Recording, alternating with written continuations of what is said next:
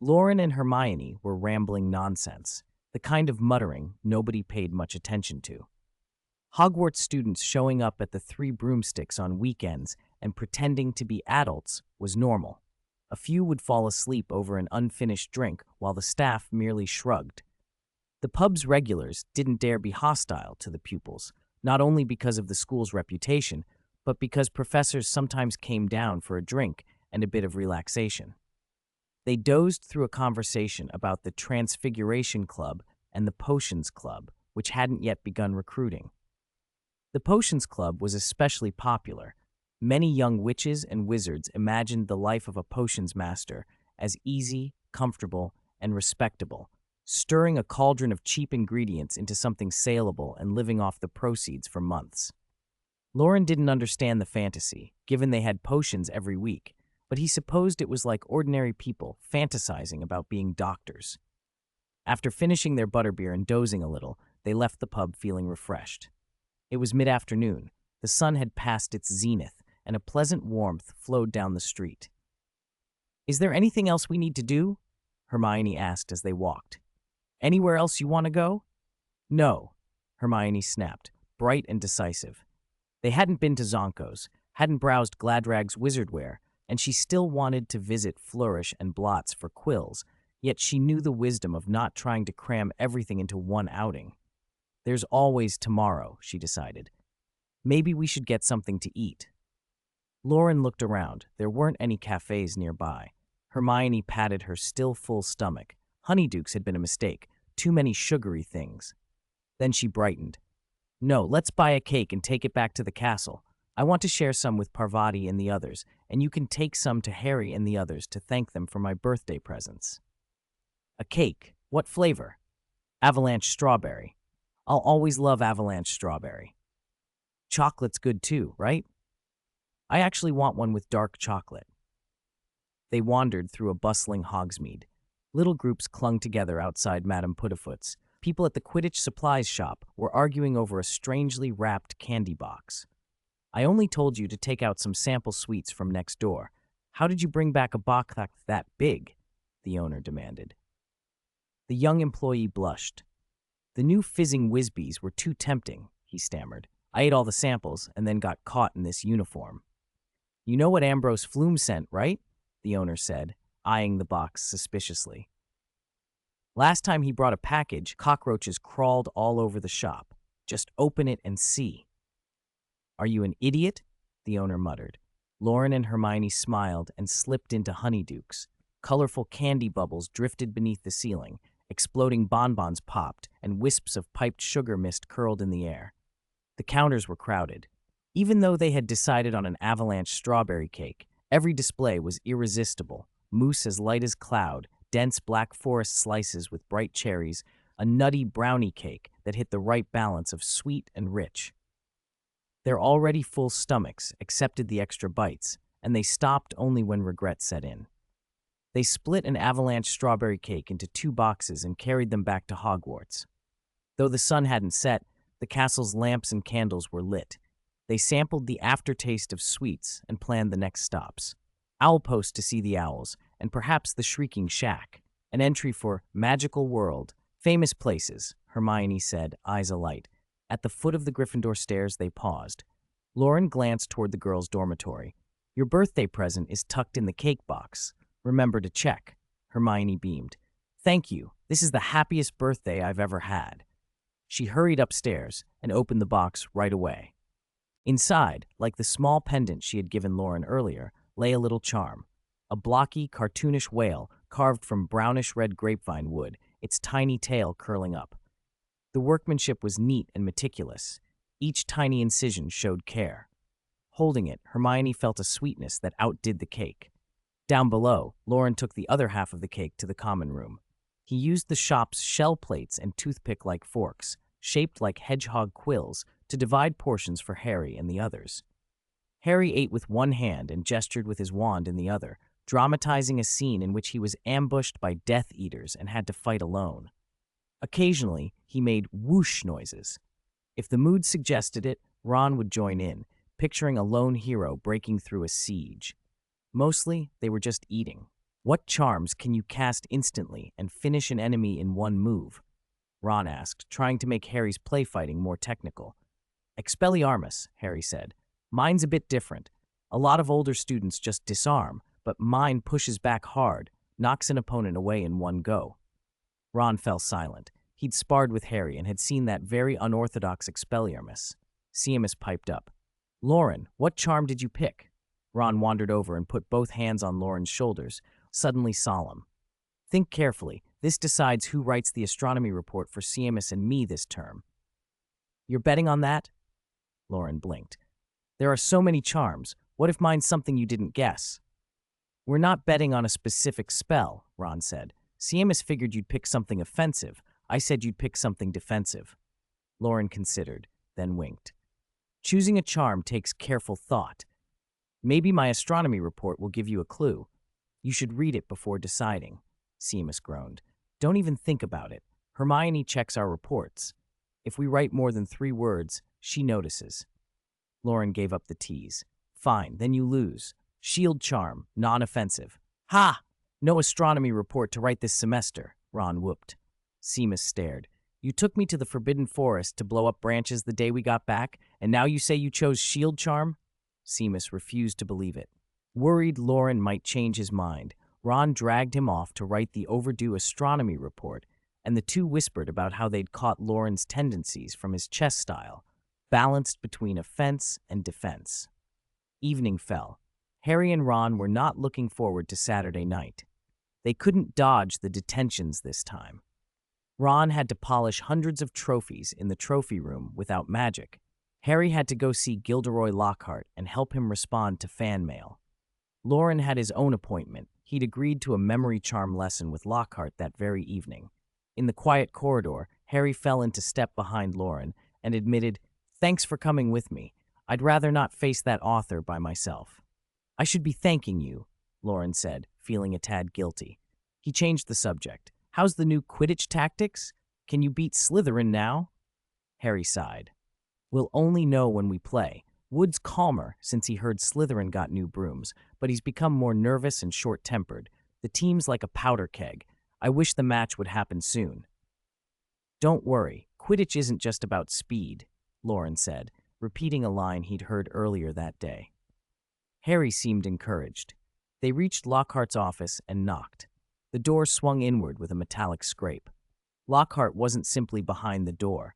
He was dramatically posed in the middle of the room, one hand propping up his cheek, an expression meant to look thoughtful and handsome. Loren and Harry exchanged a look. Lockhart's theatrics were impossible to take seriously. Ah, the little scamp and the future memory charmer. Come in, come in, Lockhart trilled. Dozens of glossy photos and portraits of him adorned the walls, lit by candles. You're just in time to help me with my fan mail. They'll be overjoyed to receive my replies. He demonstrated addressing an envelope. This one's for Miss Gladys Gudgeon. Then set down a stack of envelopes the height of Harry for him to copy. Names, Petey Ifu, Veronica. Harry moved mechanically, sliding a quill over parchment like a copying machine. Lockhart watched with satisfied paternal pleasure, then turned to Loren. And now, future memory charmer, let us begin the memory charm. Lockhart's lesson was more thorough than Loren had expected.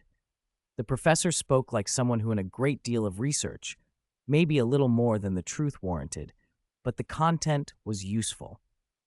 He explained not just the incantation and wand movements, but the subtle differences in casting the memory charm in different circumstances. Memories aren't all the same, Lockhart said. Short-term memories, the ones that leave no deep emotional trace, aren't etched into the soul. A flick of a wand can alter them easily.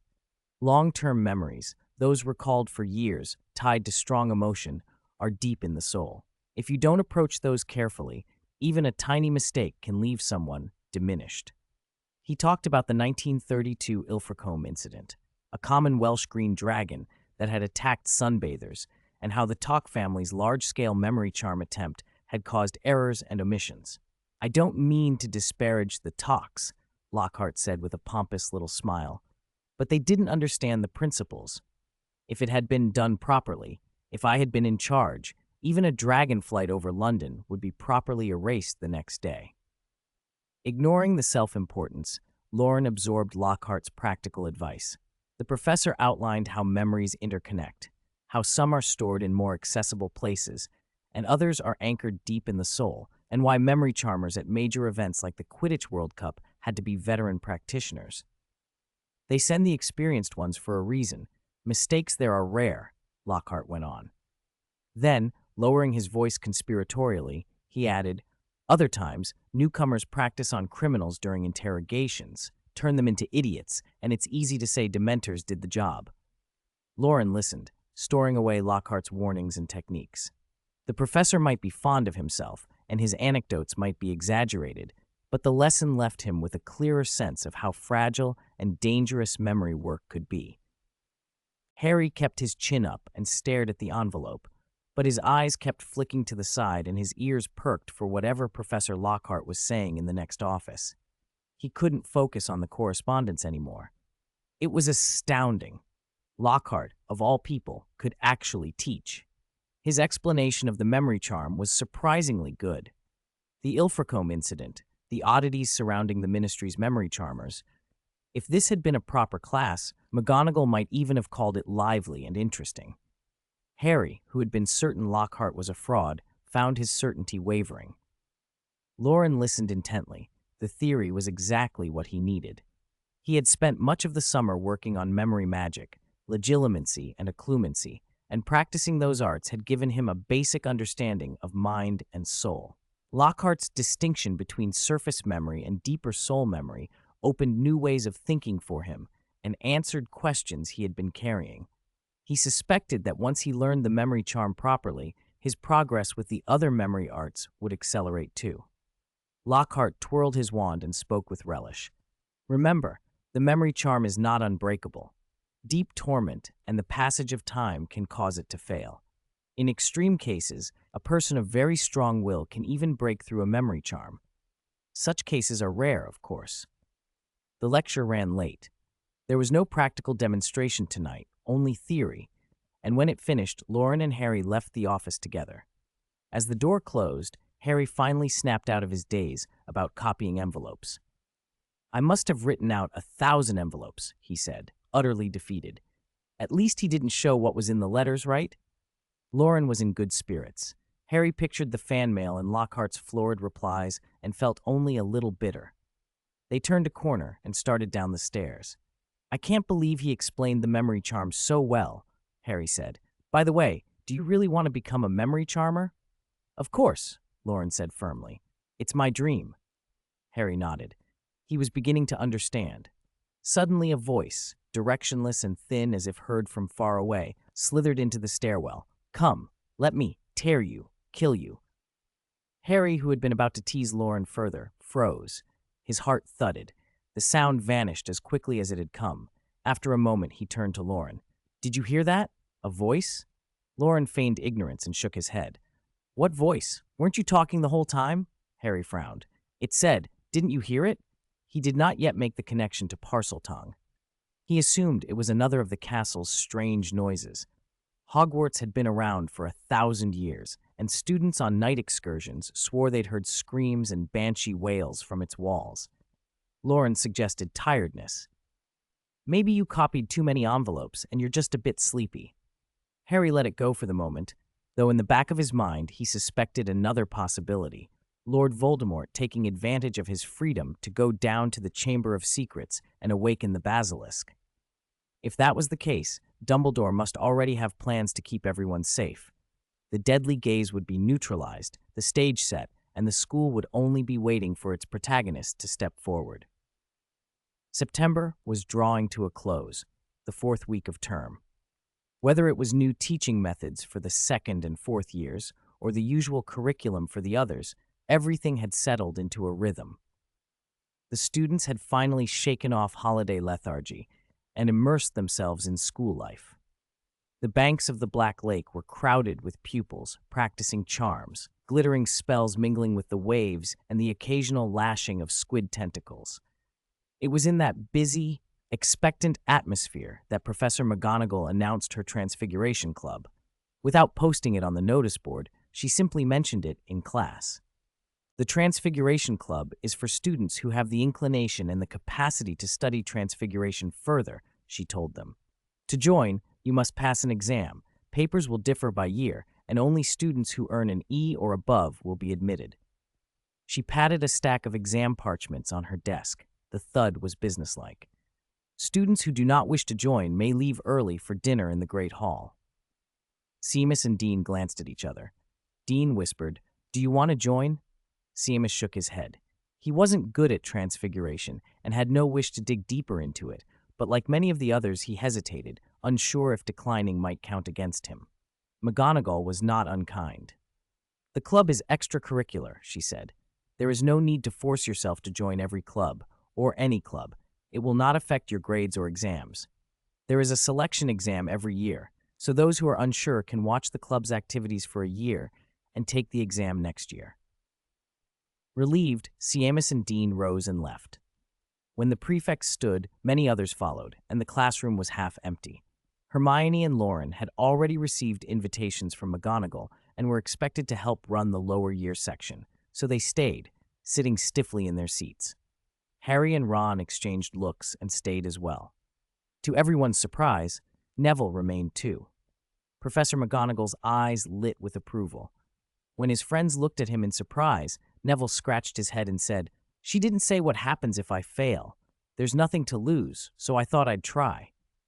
"Neville, you're no worse than anyone else. You'll pass," Hermione said encouragingly. Neville smiled shyly. His grandmother had remarked over the holidays that he was beginning to look more grown up.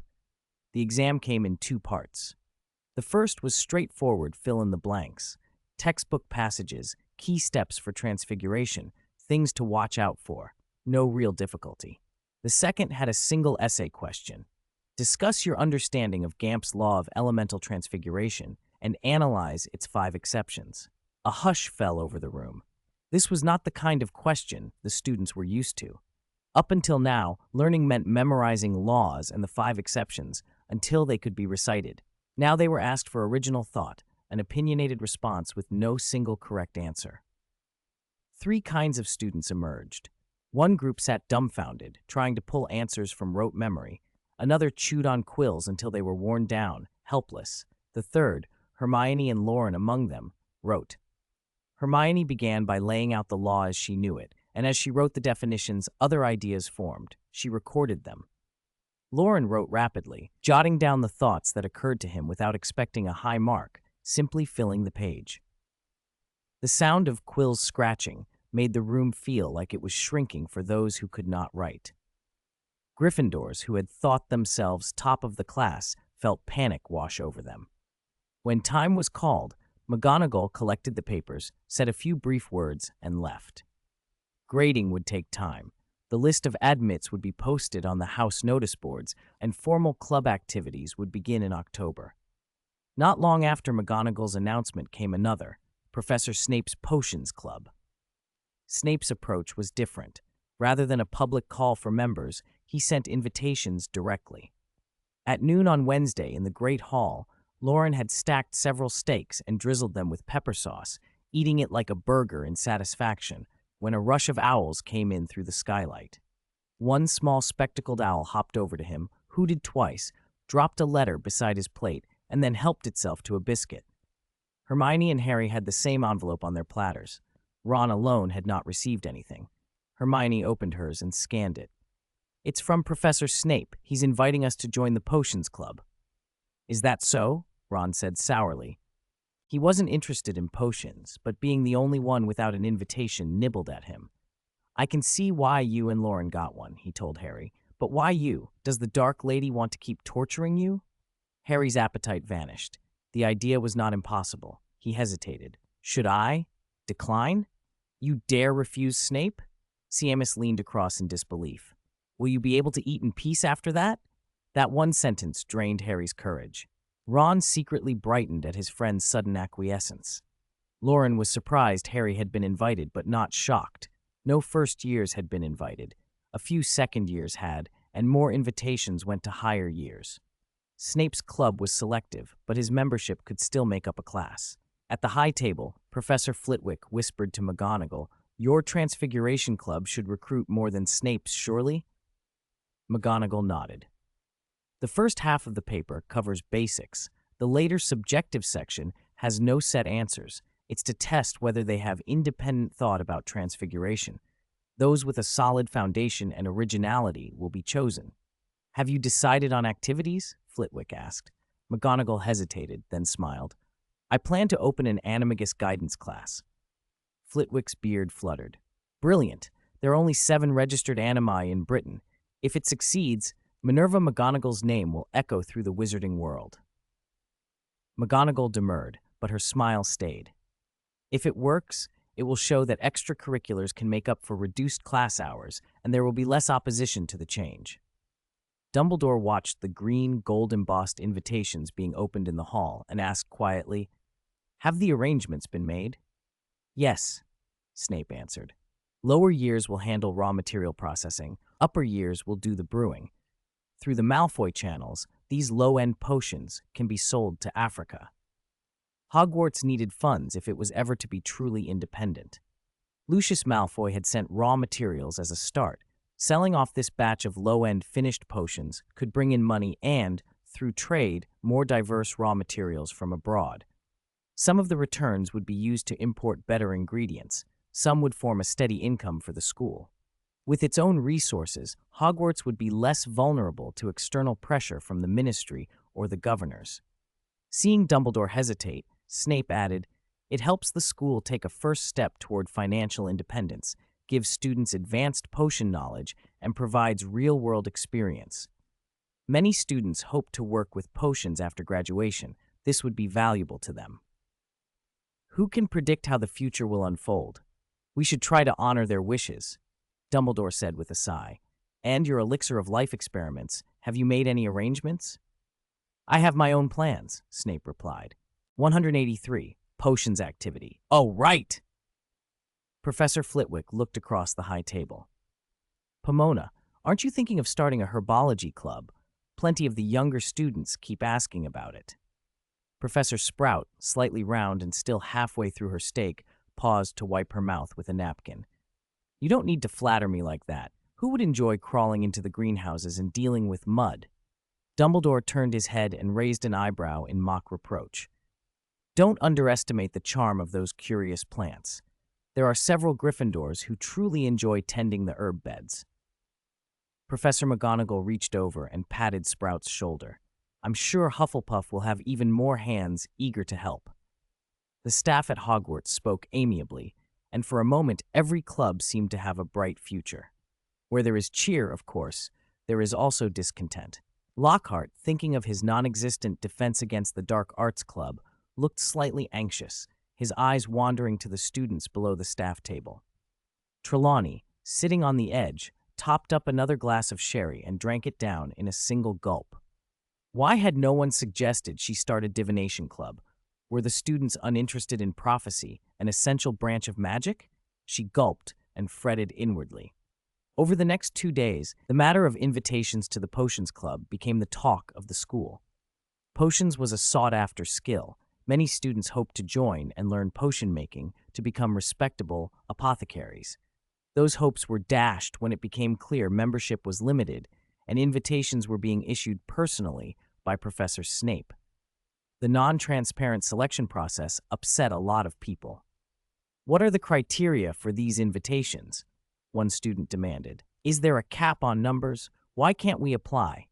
We have to oppose this unfair method, expose the secrecy. 2 red-haired students, George and Fred Weasley, did their best to stoke the discontent. They hadn't received invitations either, and they hadn't planned to join. They were simply enjoying the spectacle. As Ron later put it, this is Grumble's show, good entertainment. Their taunts stirred things up. One afternoon, a small crowd gathered in the corridor outside the Great Hall, looking serious, as if they'd come to protest for justice. George and Fred, along with a number of other onlookers, took pleasure in the brewing drama. Loren and his group came across the scene after class. Ron immediately spotted his brothers and squeezed through the crowd to join. He reported breathlessly, "They're waiting to question Snape. They're going to protest." Seamus and Dean brightened at that. Loren and the others lingered too, Hungry though they were, they wanted to see what would happen. When Snape strode up in his dark robes, the corridor fell silent. He moved with purpose, the hem of his robes whispering on the stone. As he passed, he leveled a single deadly look at the protesters. Their grand courage evaporated, heads bowed, shoulders hunched, and they allowed him to pass without a sound. The watching students snickered behind their hands. After all the posturing, they had been cowed by one glance. The farce made no further waves. The date for the Potions Club's first session approached. The day before, Snape had taken Loren to his office to help with a tedious but important task: unpacking boxes of herbs, untying bundles, and dividing them into smaller containers. The work was repetitive: untie a slip knot, remove the rope, sort the herbs into boxes, yet not hard. Loren rubbed the dried leaves between his fingers to study their veins and make sure he was identifying them correctly. He peered up at Snape.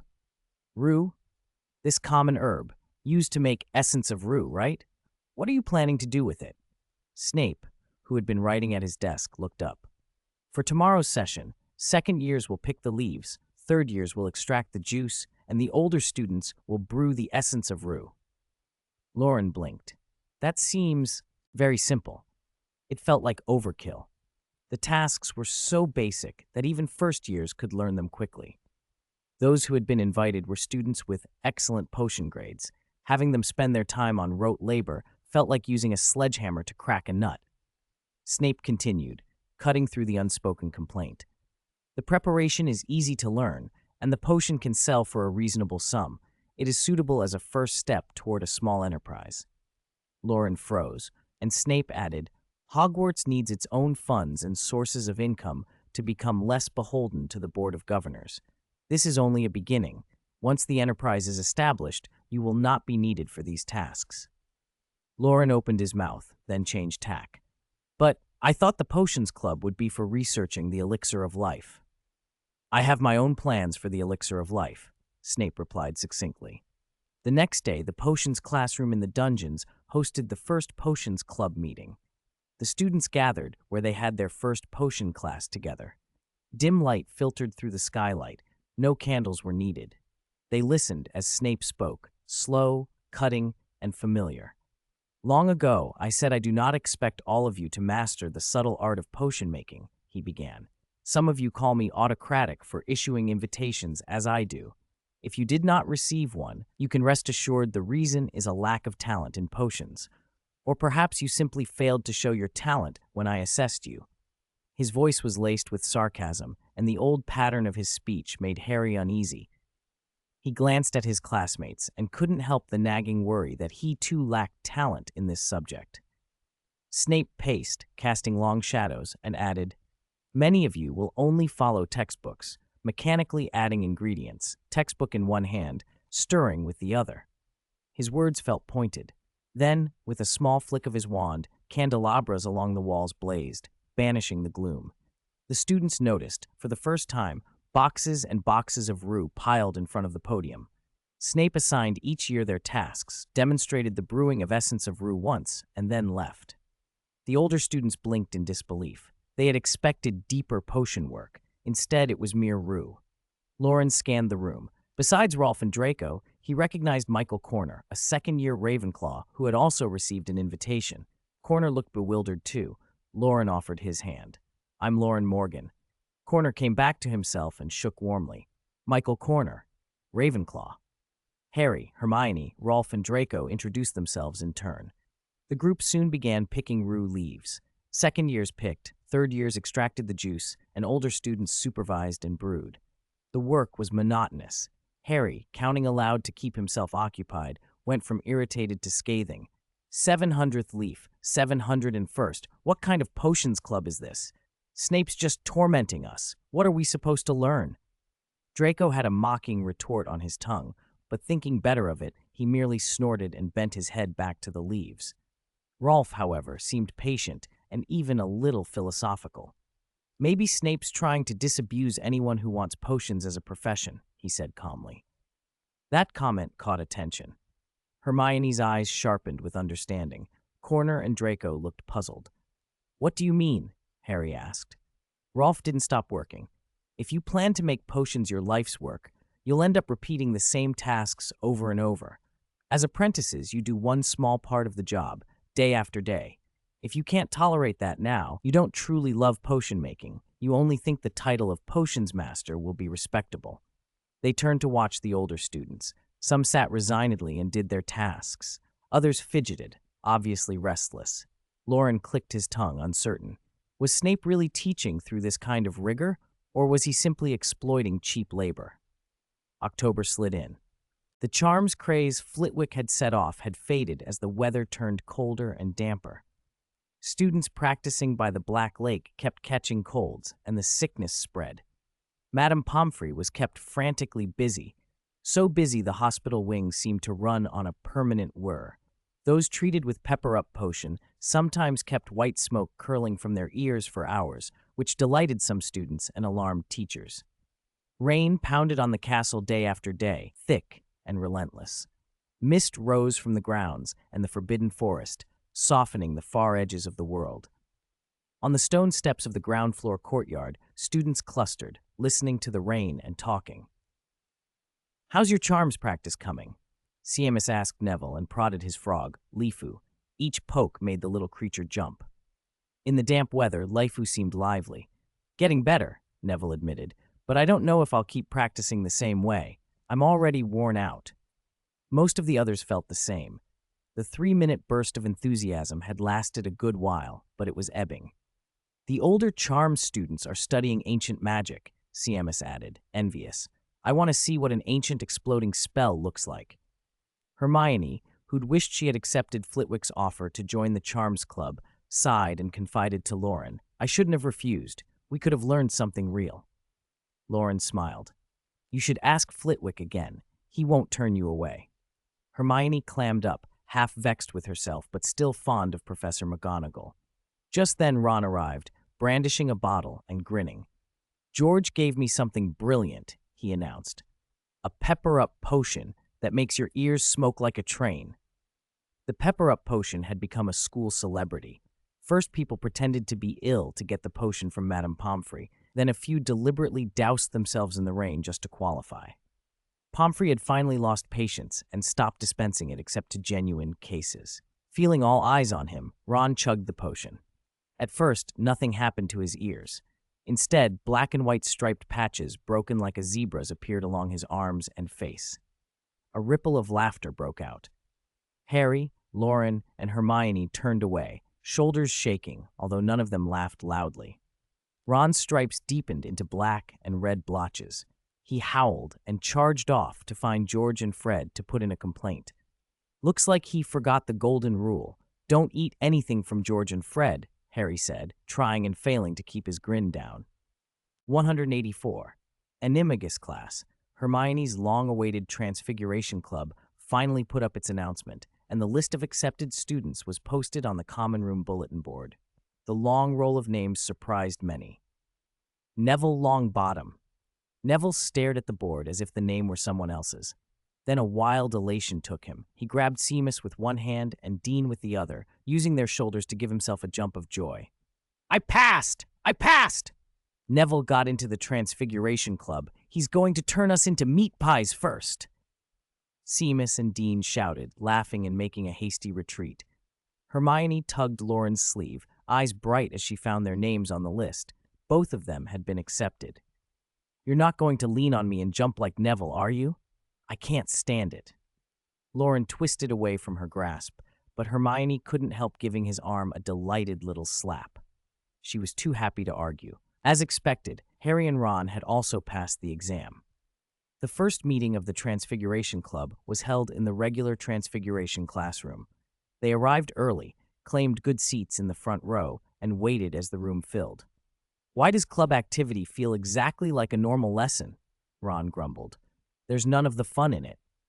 "There's novelty," Loren said with a smile. "We passed an exam to get extra lessons. Keep it down. If you keep talking, I won't want to go to class." Soon every seat was filled. Second years and below sat at the front, older students toward the back.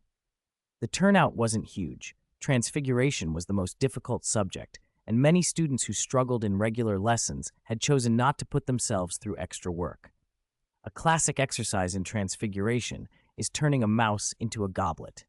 The difficulty isn't only changing a living creature into an object, it's transforming fur into a smooth glass surface. Students often ended up with furry goblets, and removing stray mouse hair was a constant headache. A joke had even spread around Hufflepuff. Question: how do you reduce leftover mouse fur? Answer: by how much hair you lose when you're being punished. That's how much the mouse fur will decrease. It was funny because it rang so true for those with no natural knack for transfiguration. Many students had not taken the club's entrance exam. Some had tried and failed. In the end, about 100 were seated now. Loren recognized many faces: the Weasley twins, Percy and Penelope, Cedric, Rolf, and even Marcus and Draco from Slytherin. No first years were here. The club demanded a foundation the first years simply didn't have. Outside the windows, a drizzle had been falling for days. The sky and the grounds were gray under low clouds and mist, but inside the classroom, the candelabras burned bright and cheerful. Professor McGonagall entered quickly, a rare smile on her face. First, let us go through the list. Starting with the second years: Lauren Morgan, Hermione Granger. She read every name in turn, and each student answered when called. Second years up to seventh, no one missed. Professor McGonagall's tone was gentler than usual. When she finished, she looked out across the room at all those eager young faces. I have told you before that transfiguration is the most complex and dangerous branch of magic taught at Hogwarts. You may ask yourselves, what danger is there in changing a match into a needle, a beetle into a button, a teapot into a tortoise, a guinea fowl into a guinea pig, or a plate into a mushroom? Yes, what danger? George called out. Professor McGonagall didn't answer directly. Who can tell me the branches of transfiguration? Hermione's hand shot up. Given permission, she stood and spoke crisply. Cross-species transfiguration, human transfiguration, conjuration, animagus transformation, vanishment, and basic transfiguration. Very good, Miss Granger. Griffin. Professor McGonagall stopped herself, smiling. I forgot this is a club. There will be no house points. It's all right. We don't mind, Fred shouted, and laughter rippled through the room. You'll have noticed that Hogwarts' curriculum concentrates on basic transfiguration, conjuration, and cross-species transfiguration. It rarely touches on work involving the human body. That prompted a question from Cedric. Why is that, Professor? This is because of several unfortunate incidents in the magical world, Professor McGonagall explained. A witch named Mirabella Plunkett fell in love with a merperson at Loch Lomond. Her family strongly disapproved. In her despair, she took her own life by transforming herself into a haddock and disappearing into the lake. The ministry suspected something went wrong with her self-transfiguration, and with no one able to reverse it in time, she became one of the haddock of Loch Lomond forever. Hermione suddenly remembered something and gave Loren a quick tug. We've seen Mirabella's card before, remember? When did we see it? Loren frowned, trying to recall. Last year, when we were looking into Nicholas Flamel, you made me eat half a dozen chocolate frogs, and one of the cards was Mirabella's. Hermione smacked his arm and sighed. Such a beautiful witch, turned into a fish forever. What a waste. Why didn't she become a merperson? Ron asked, puzzled. Merpeople are fish-like. Couldn't she have made herself one? Transfiguration cannot turn a human into a magical creature, Loren said. Merpeople are a different category of being. The students felt the tragedy keenly. If Mirabella had not been so impulsive, or if someone had been able to reverse the spell, the ending might have been different. Professor McGonagall went on to a second incident. Thaddeus Thurkell had 7 sons, all of whom were squibs. In anger, he transfigured them into hedgehogs. They lived as hedgehogs for many years, and when they were changed back, their thought patterns had been irreversibly altered. There was outrage in the room. Even some Slytherins looked disgusted. There was a time when Hogwarts' curriculum included human transfiguration, animagus training, and similar subjects, McGonagall said. But after many such tragedies, the ministry issued a directive that drastically scaled back that teaching. The reform reduced accidents significantly, but it also stunted the development of transfiguration. Basic transfiguration, conjuration, and vanishment flourished, while work in human transfiguration, animagus transformation, and cross-species studies stagnated. Even Headmaster Dumbledore, brilliant as he is in Transfiguration, only published one paper on cross-species work while at Hogwarts. For a moment, the professor's mood sank. Then she brightened as she looked at the room. Transfiguration is a subtler and deeper magic than charms. I firmly believe that fully developed transfiguration will push our magical world forward. The students absorbed that. The club, it seemed, would focus on the topics paired from the standard syllabus. Their excited chatter pleased Professor McGonagall. The Transfiguration Club will be chiefly theoretical at first, she continued. After the Christmas holiday, I will hold another selection exam. Those who pass will be chosen for the Animagus class. A clap of thunder sounded against the windows. The students erupted in cheers. I want to turn into an owl. I want to be a lion, a tiger. The meeting itself covered little else. Professor McGonagall explained the syllabus, the next exam, and where and when future sessions would be held, then dismissed them. But the prospect of Animagus training did not die down. The Transfiguration Club immediately became the talk of the school, outshining the Charms Club. At dinner, the Great Hall buzzed with Animagus talk, retelling Professor McGonagall's stories, complaining about the Ministry's cuts, and declaring a determination to revive Transfiguration. Many who had skipped the entrance exam vowed they would try again next year. Animagus was too tempting to miss. On Saturday night, in the Gryffindor common room, the discussion continued. The Weasley twins, having washed off mud and rain, warmed themselves by the fire. A cluster of students gathered around the big square table. Loren sat on the carpet studying the Deluminator blueprint Dumbledore had given him, trying to dismantle the alchemical wards on paper. He could have projected the device into an enchanted book and let Flamel undo the arrays in minutes, but he wanted to work it out himself, an essential skill for any alchemist. Hermione sat back to back with him, a huge volume draped across her lap. The moment Professor McGonagall mentioned the Animagus exam, Hermione had gone to the library and compiled a reading list. Dozens of books on human transfiguration, cross-species work, and animagus transformation were piled up, books she intended to finish, or more likely memorize before Christmas. Ron shuddered at her single-mindedness. Was this what it meant to be an academic overachiever? Harry was just back from practice, drying off, when Ron asked Loren about the potions club. Ginny, searching for Harry, drifted over to listen. "We've been brewing Dittany essence," Loren said. "Each year takes a different task. It's a little dull, but the atmosphere's good." He pinched the bridge of his nose to ease the tension. Most in the potions club seemed to accept that the work was a step toward becoming apothecaries. With a seventh-year Ravenclaw coordinating, the rotations ran smoothly. Things would likely change after their first sale. "What about the Charms Club?" a third year piped up. Percy sighed. "Professor Flitwick has been leading us in studying ancient magic." "Cool," the younger student said enviously. "It's not cool," Percy replied. "Ancient magic is unstable. Every session we get blasted with magical disturbances." He looked a little worse for wear, but Penelope, who attended with him, seemed to be getting closer because of it. Seamus looked at them with mild envy. "Ron, Loren, come on," Harry called from the common room entrance, hair still damp.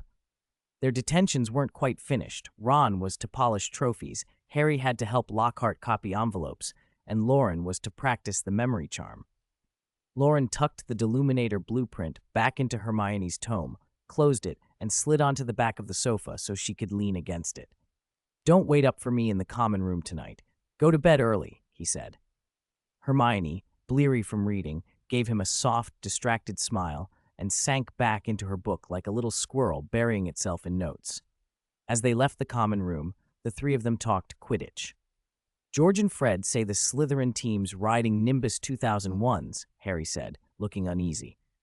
"They fly so fast, you can only make out 7 pale green blurs, like planes streaking across the sky." Quidditch was more than speed, Harry murmured. Between lessons, looming tests, tentative feelings developing in corners, and worry over their next match, this was the peculiar, tangled business of being young at Hogwarts. Harry and Ron were walking down the corridor, heads bent together, quietly arguing Quidditch tactics and not bothering to watch where they were going. Loren led them along, calm and unhurried, making sure they didn't stumble out a window or down the stairs. "What about the Pocoff lure? Classic for making up a speed deficit," Ron suggested, miming a chaser with his hand, as if carrying a quaffle. In his head, he was already lining up a perfectly angled pass for an assist and a breakthrough. No, the speed difference is too big. They'll just reshuffle their defense, Harry said, sinking further into gloom. It all seemed to hinge on whether he could catch the snitch before Slytherin widened their lead to 150 points. Loren didn't care for Quidditch or brooms. He simply steered them safely along. If they had crashed, tomorrow's profit headline would write itself. Ron muttered, "Speed, speed," and his face drew in as he ran the players of both teams through his mind. One side had speed, the other had better coordination. How could coordination overcome raw speed? As Ron focused, the flying players blurred and rearranged themselves in his imagination into black and white chess pieces sliding across a board into an endgame. The black pieces were Slytherin, many active pieces, mobility, a clear advantage. The white pieces were Gryffindor, cramped and out of breath, but not without hope. Ron's eyes brightened. The pitch yielded to something he understood better. In an instant, his mind gifted him new tactics. Breakthrough, block and link, transformation and feint. The chessmen collapsed back into brooms and players. In Ron's head, they executed backward passes, counter-bludgers, parging pincers, and a hawkhead offensive formation. If they could pull this off. Lost in thought, Ron turned toward the fourth floor and walked off toward the trophy room without even saying goodbye. Harry watched his retreating back, bewildered. Was Ron so consumed with Quidditch that he'd gone daft? Loren and Harry continued on to Professor Lockhart's office. Rounding a corner, they found nearly headless Nick staring sadly at the rainy night sky. Nick hovered in his fashionable feathered hat, long curly hair, a knee-length doublet, and a ruff that just hid the fact that his neck was almost severed. He flickered like smoke in and out of sight, a translucent letter clutched in one hand. "It doesn't meet their requirements, just half an inch off, if only," he muttered like a melancholy poet. "Good evening, Sir Nicholas," Loren said. Through Nick's ghostly form, they could see the dark, pouring rain beyond the castle walls. "No, young Morgan and Potter, I am not so very well," Nick answered, turning to them with a look of real hurt. Usually cheerful and fond of guiding lost first years and startling them from suits of armor, Nick now looked fragile. Loren and Harry exchanged worried glances. "What is it?" Loren asked. Nick tried to brush the worry away, but could not keep his head steady. Then, as if a dam had burst, the hurt poured out. He waved the letter in their faces. "Tell me this. Does a man whose neck was hacked 44 times with a blunt axe count as headless enough to join the headless hunt?" Loren and Harry both took an uneasy step back. "Oh, of course he does," they said, tentative. Nick floated closer and unfolded the letter. The paper, like everything he carried, had a faint ghostly glow and a strange translucence. It read, "We can only accept hunters whose heads are completely separated from their bodies. Otherwise, members would be unable to take part in activities such as horseback head juggling and head polo. I regret to inform you, therefore, that you do not meet our criteria. With best wishes, Sir Patrick Delaney Podmore." "I wanted it to be clean more than anyone," Nick said bitterly. "Totally severed. That would have saved me so much pain and the mockery, but—" Tears shone on his translucent cheeks. His anger drained away into helplessness. "There's just a little bit of skin and sinew left, Loren. Harry, most people would call that the same as losing one's head, but not Sir Podmore. In his eyes, it's not enough." The usually booming, showy ghost seemed suddenly like a small, hurt child. Loren and Harry felt a stab of sympathy. Nick drew a couple of steadying breaths. "Would you like to hear my story?" he asked. "Of course," Loren said at once, scrambling up to the window and sitting with his feet dangling outside in the rain. Harry wanted to remind him that Lockhart would be expecting them, but Nick's expectant look made him stay. He sat beside Loren, the rain pouring through Nick's ghostly form as he began. "I was born into the noble Mimsy Porpington family," Nick said, pride in his tone as he recalled it. "We had good blood and a fine name. I went to Hogwarts at 11 and was sorted into Gryffindor. Do not tell Professor McGonagall, but my transfiguration was dreadful." He smiled, then fell into a melancholy mood. "Hogwarts was not the celebrated place it is now. I basked in my family's dignity and wanted to add to it. Many warned me to avoid muggles. I was arrogant. I wanted easy renown and did not listen. Unable to make his ancestors' glory shine as a mediocre wizard, Nicholas flung himself at fame in the Muggle court. Despite warnings, he entered the court of King Henry VII and became a courtier. The night of October 30th, 1492, I'll never forget it, he said.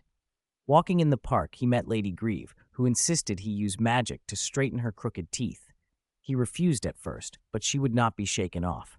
When he tried a small charm, it went horribly wrong. Her teeth sprouted terrifying fangs. He could have fixed it with a gentle tap of his wand, but her screaming brought the knights down on him. They seized his wand, and despite his explanations, threw him in prison. A priest came the night before his execution to comfort him. At dawn, the priest led him to the execution ground with chilling calm. I shall never forget the priest saying, "You won't need your leather cap anymore," and the executioner saying, "It might hurt a little bit." When Nick knelt on the block, he was terrified and could not speak properly. The executioner's axe had been used without the proper sharpening stone. It was blunt. The axe hacked at him 44 times, and still a fringe of skin and sinew clung to his neck. "And that is how I came to be nearly headless Nick," he finished, voice small. Harry was appalled into silence. It was hard to imagine a titled wizard treated so casually. The thought that a king might hold wizards in less regard than cattle occurred to them both. Nick's expression wavered between shame and regret. "I was afraid of death, so I clung to life. Sometimes I wonder if I should have—" He trailed off without finishing the sentence. What did he regret most? Becoming a courtier, failing to refuse Lady Grieve, or refusing death? Loren and Harry could not tell. "I achieved nothing in life," Nick said, and then forced a laugh. "And in death, I can't even join the headless hunt." Telling the story steadied him. He seemed calmer afterward. "Cheer up, Sir Nicholas," Loren said. "The headless hunt can't play with all the wizards at Hogwarts." Nick returned their smiles with one of his own, albeit an oddly proud one. He fluttered around them, slightly preening. Loren felt a little reprimanded by the old ghost's manner. The dead had a way of carrying themselves as though they were very important indeed. He bit his lip and kept quiet. Nick hesitated, then said nervously, "Tomorrow, this Halloween Eve, will be my 500th death day." Loren began to congratulate him automatically. "Oh, congratulations!" Then stopped mid-phrase. Congratulating someone on the anniversary of their death felt strange, even for Hogwarts. "I'm holding a party in a rather spacious underground classroom," Nick went on. "Friends will be coming from all over the country. I would be honored if you could come. Mr. Weasley, Miss Granger, and your other friends too." He looked at them, a little anxious. "I do hope you'd like a ghost's banquet." Could they refuse? Besides, Nick had helped them stall the night they were dealing with Norbert. They owed him. They both nodded. "Oh, my dear children, Harry Potter and his friends at my death day party. How delightful!" Nick circled in the air in excited spirals, then suddenly stopped right in front of them, and it nearly made them fall out of the window. He settled and said in a conspiratorial tone, "Please, when you see Sir Patrick, tell him you found me particularly frightening and impressive, will you?" "No problem," Loren said. "Of course," Harry added. They smiled awkwardly and watched Nick drift away, still gesturing, before climbing back into the corridor. "You needn't pretend," Harry muttered as they started walking again. "Nick can be really terrifying. Make sure to call Seamus and Neville. They actually think Nick is frightening." "Why would anyone celebrate their death day? Is it a cheerful funeral?" Loren asked, and they hurried on toward Lockhart's office. "We're probably half an hour late. I hope Professor Lockhart won't add to my detention." They opened the door into a room full of Lockhart. Dozens of portraits and photographs stared down at them, and in the center the real Professor Lockhart sat smiling, his lower face fixed in a practiced grin, while his eyes were colder than the smile suggested. Harry took an involuntary step back. But before Lockhart could demand an explanation, Loren walked in as if he owned the place. "Professor Lockhart," he said breezily, "we just found out Hogwarts will be hosting a worldwide gathering of ghosts. I thought it might make a splendid subject for your books. Exploring the lives of ghosts at Hogwarts would certainly bring more fame to the school. We were a little delayed because we were gathering information." Harry stared. Where had that come from? The coldness evaporated from Lockhart's eyes at once. His smile warmed. "Oh, is that so? I was worried, you see. So I waited." Ghosts. Why hadn't Harry thought of it? Lockhart had already written about banshees, ghouls, hags, trolls, werewolves, and vampires. Ghosts would be perfect material to pad out another book and to prove his relevance. Lockhart suppressed his excitement and asked casually, "This ghost gathering, when is it?" 186. Seamus's wonderful thoughts. Attending a ghost party would make a great anecdote for his next book, and if he could coax a few legendary stories out of the guests, the famous adventurer Gilderoy Lockhart would have another triumph to add to his repertoire. Loren steered Lockhart in that direction. "Professor, you know ghosts think differently from the living. If you want to learn something from them, you have to go along with what they want." Yes, exactly." Lockhart's smile widened as Loren spoke. He was already imagining the success of his latest book, seeing the next pile of signed copies waiting for him. "This reception is being held by Count Nicholas to celebrate his 500th death day. If you could help make the party perfect," Loren suggested. Harry felt a fox's tail twitch behind Loren. For the next hour, he didn't even copy envelopes. He just stared, half in a daze, while Loren sweet-talked Lockhart into helping Nick organize the party and warned him not to take any initiative, but to follow the ghost's wishes. Then a cold, cruel voice cut through the room, whispering, "Come, over here, let me tear you apart, kill you." Harry jumped. He had heard that voice before. It was not a trick of the mind or some sound from the castle. This was the same voice. While Lockhart was distracted, Harry scanned the room for its source. Portraits lined the walls.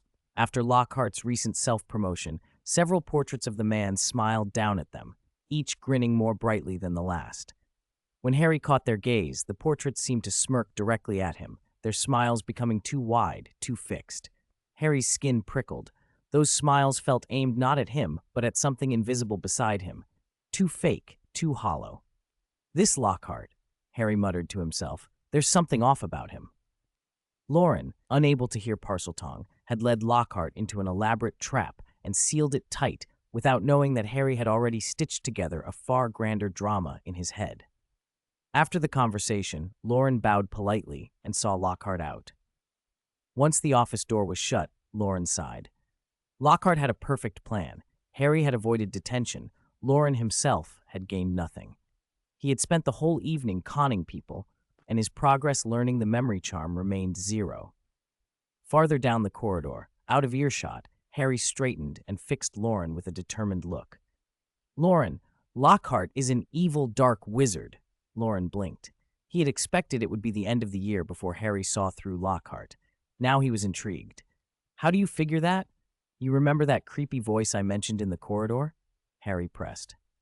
"I heard it again in Lockhart's office. Whatever it is, it's a dark arts thing Lockhart's hiding." Loren considered the deduction. It wasn't impossible, only wildly speculative. Harry's brow furrowed. "We have to tell Professor McGonagall and Headmaster Dumbledore right away." "Not without proof," Loren said. "They won't believe us without evidence. We need to find proof of Lockhart's true identity." Harry quickly organized his thoughts. This was very Harry Potter, very Gryffindor. "You're right," Loren said after a moment. "Tell the others, and we'll devise a way to investigate Lockhart. I'll keep him distracted so he doesn't suspect you, and I'll look for chances to probe him." Loren thought that Dumbledore had placed Lockhart in the Defense Against the Dark Arts post precisely so some of the younger students would uncover his shortcomings. Harry investigating Lockhart fit nicely into that plan. Loren would nudge things along, so the inquiry into Lockhart and the search for the Chamber of Secrets culprit would proceed in parallel. He wouldn't take part in the sleuthing himself. Those were the Savior's duties. His own task was different, to test the vision of the awakened basilisk. He allowed himself a small private sting at a certain white-bearded headmaster. In Transfiguration, Professor McGonagall lectured from the dais on the theory of animagi, while members of the Transfiguration Club filled the seats below. Hermione's quill raced across the page so fast the ink smeared, drawing the curious glances of their classmates. "An animagus cannot turn into any animal at will," McGonagall said. "Can anyone tell me what determines which animal a wizard transforms into?" Hermione had both hands in the air, quill poised. McGonagall swept her gaze across the room and then, inexplicably, looked past Hermione to the boy at her desk. "Mr. Morgan?" Hermione's mouth puckered, and she shot Loren an indignant look. Feeling her glare, Loren sighed and stood. "It's related to personality and body type, Professor," he said. "Correct, but there are no bonus points for club lessons," McGonagall replied dryly. "I give you 5 points in my heart, though. Useless, I know." The students laughed. They adored McGonagall's rare flashes of humor. Hermione ground her teeth and muttered, "Why can't I get bonus points from Professor McGonagall's heart?" The bell rang for break. Groups formed, some discussing class notes, others copying homework, and a few older students flirting. "Nick invited us to his 500th death day, Halloween Eve. They say ghosts from all over will attend. Are you going?" Loren asked the circle of friends. "A ghost death day." Seamus and Dean raised their hands, practically vibrating with excitement. "Cool. Why would someone celebrate the day they died?" Ron asked, but he still wanted to go. Neville hesitated, scratching his head. "I want to go, but I'm a little scared." Seamus and Dean flanked him, putting reassuring arms around Neville's shoulders. "Don't be frightened. We'll go together." "All right," Neville said. The group laughed and agreed to attend. Loren nudged Hermione, still scowling, and leaned close. "You coming?" "Yes," she snapped, turning away. "Heh, lend me your notes afterward." "Got it," Loren said. "Don't forget to highlight and categorize the key points. I'll only copy the important stuff." "You're so annoying," Hermione glowered, but obediently underlined passages in her notebook. Seeing Hermione sulky brightened Loren's mood, and he turned back to Harry and the others, just as Harry finished recounting the voice from Lockhart's office and outlining his suspicions. "He's definitely up to something," Seamus was adamant. "Hagrid's roosters were found with their necks wrung. He thought foxes in the forest did it. That never happened before Lockhart arrived. If you ask me, it's a dark curse that needs fresh blood." Neville's eyes bulged. "Last Wednesday night I changed into new clothes and, I left my list of passwords in the dorm and got locked out by the fat lady. I saw a line of spiders crawling out of the castle." Ron shuddered at the image. "Lockhart's only been here a month, and odd things keep happening. He must be an evil dark wizard." Seamus's eyes shone. He leapt at the chance to be a hero this year. He had missed the troll and Quirrell his first year. He would not miss Lockhart. In his head, he rehearsed the story he'd tell parents and neighbors. On the surface, a best-selling author and adventurer, but in reality, an evil dark wizard who infiltrated Hogwarts. The boy who lived, together with his loyal roommate Seamus and their friends, exposed Lockhart and brought him to justice. Seamus already pictured the banner, the praises, the glory of being a Gryffindor champion. Dean watched him laughing like a goose and wondered whether a trip to the hospital wing and a check from Madame Pomfrey might be in order.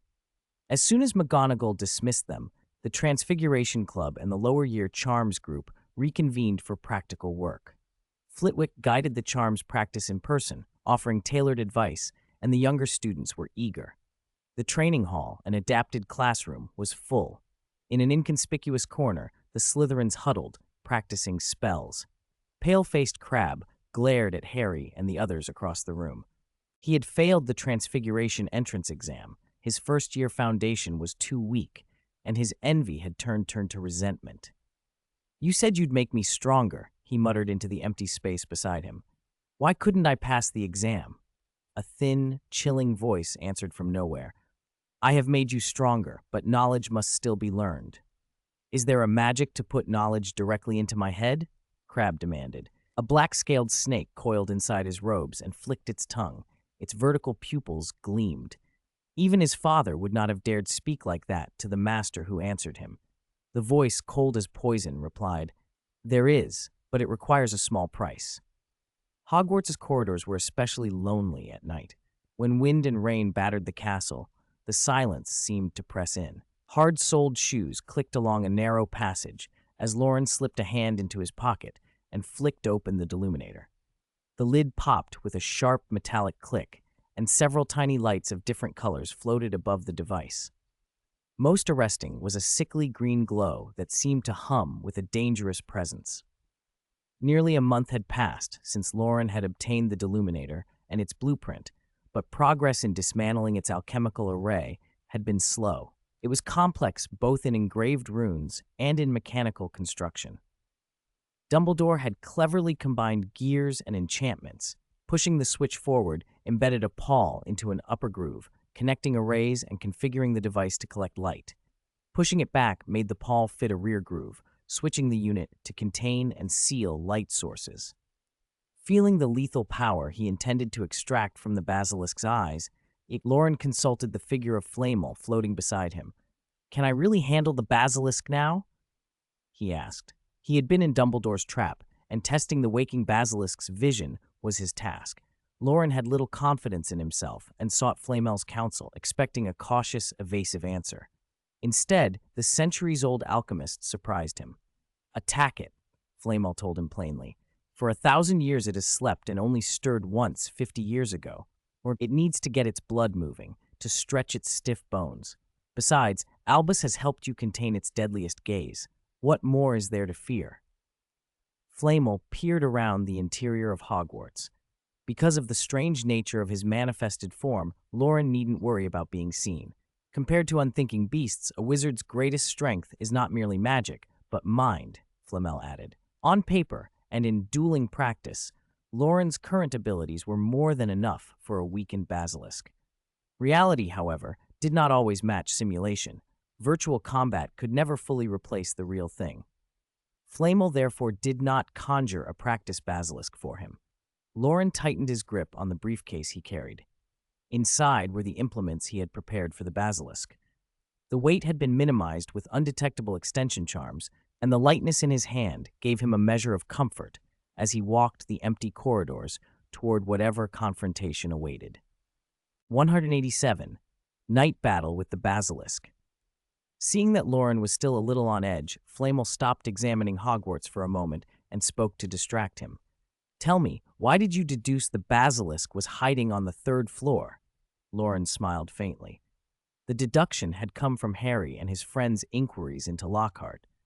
"Filch has been checking whether any animals from the Forbidden Forest have slipped into the castle," he said. "Every morning, there have been rat remains and bloodstains on the 3rd floor.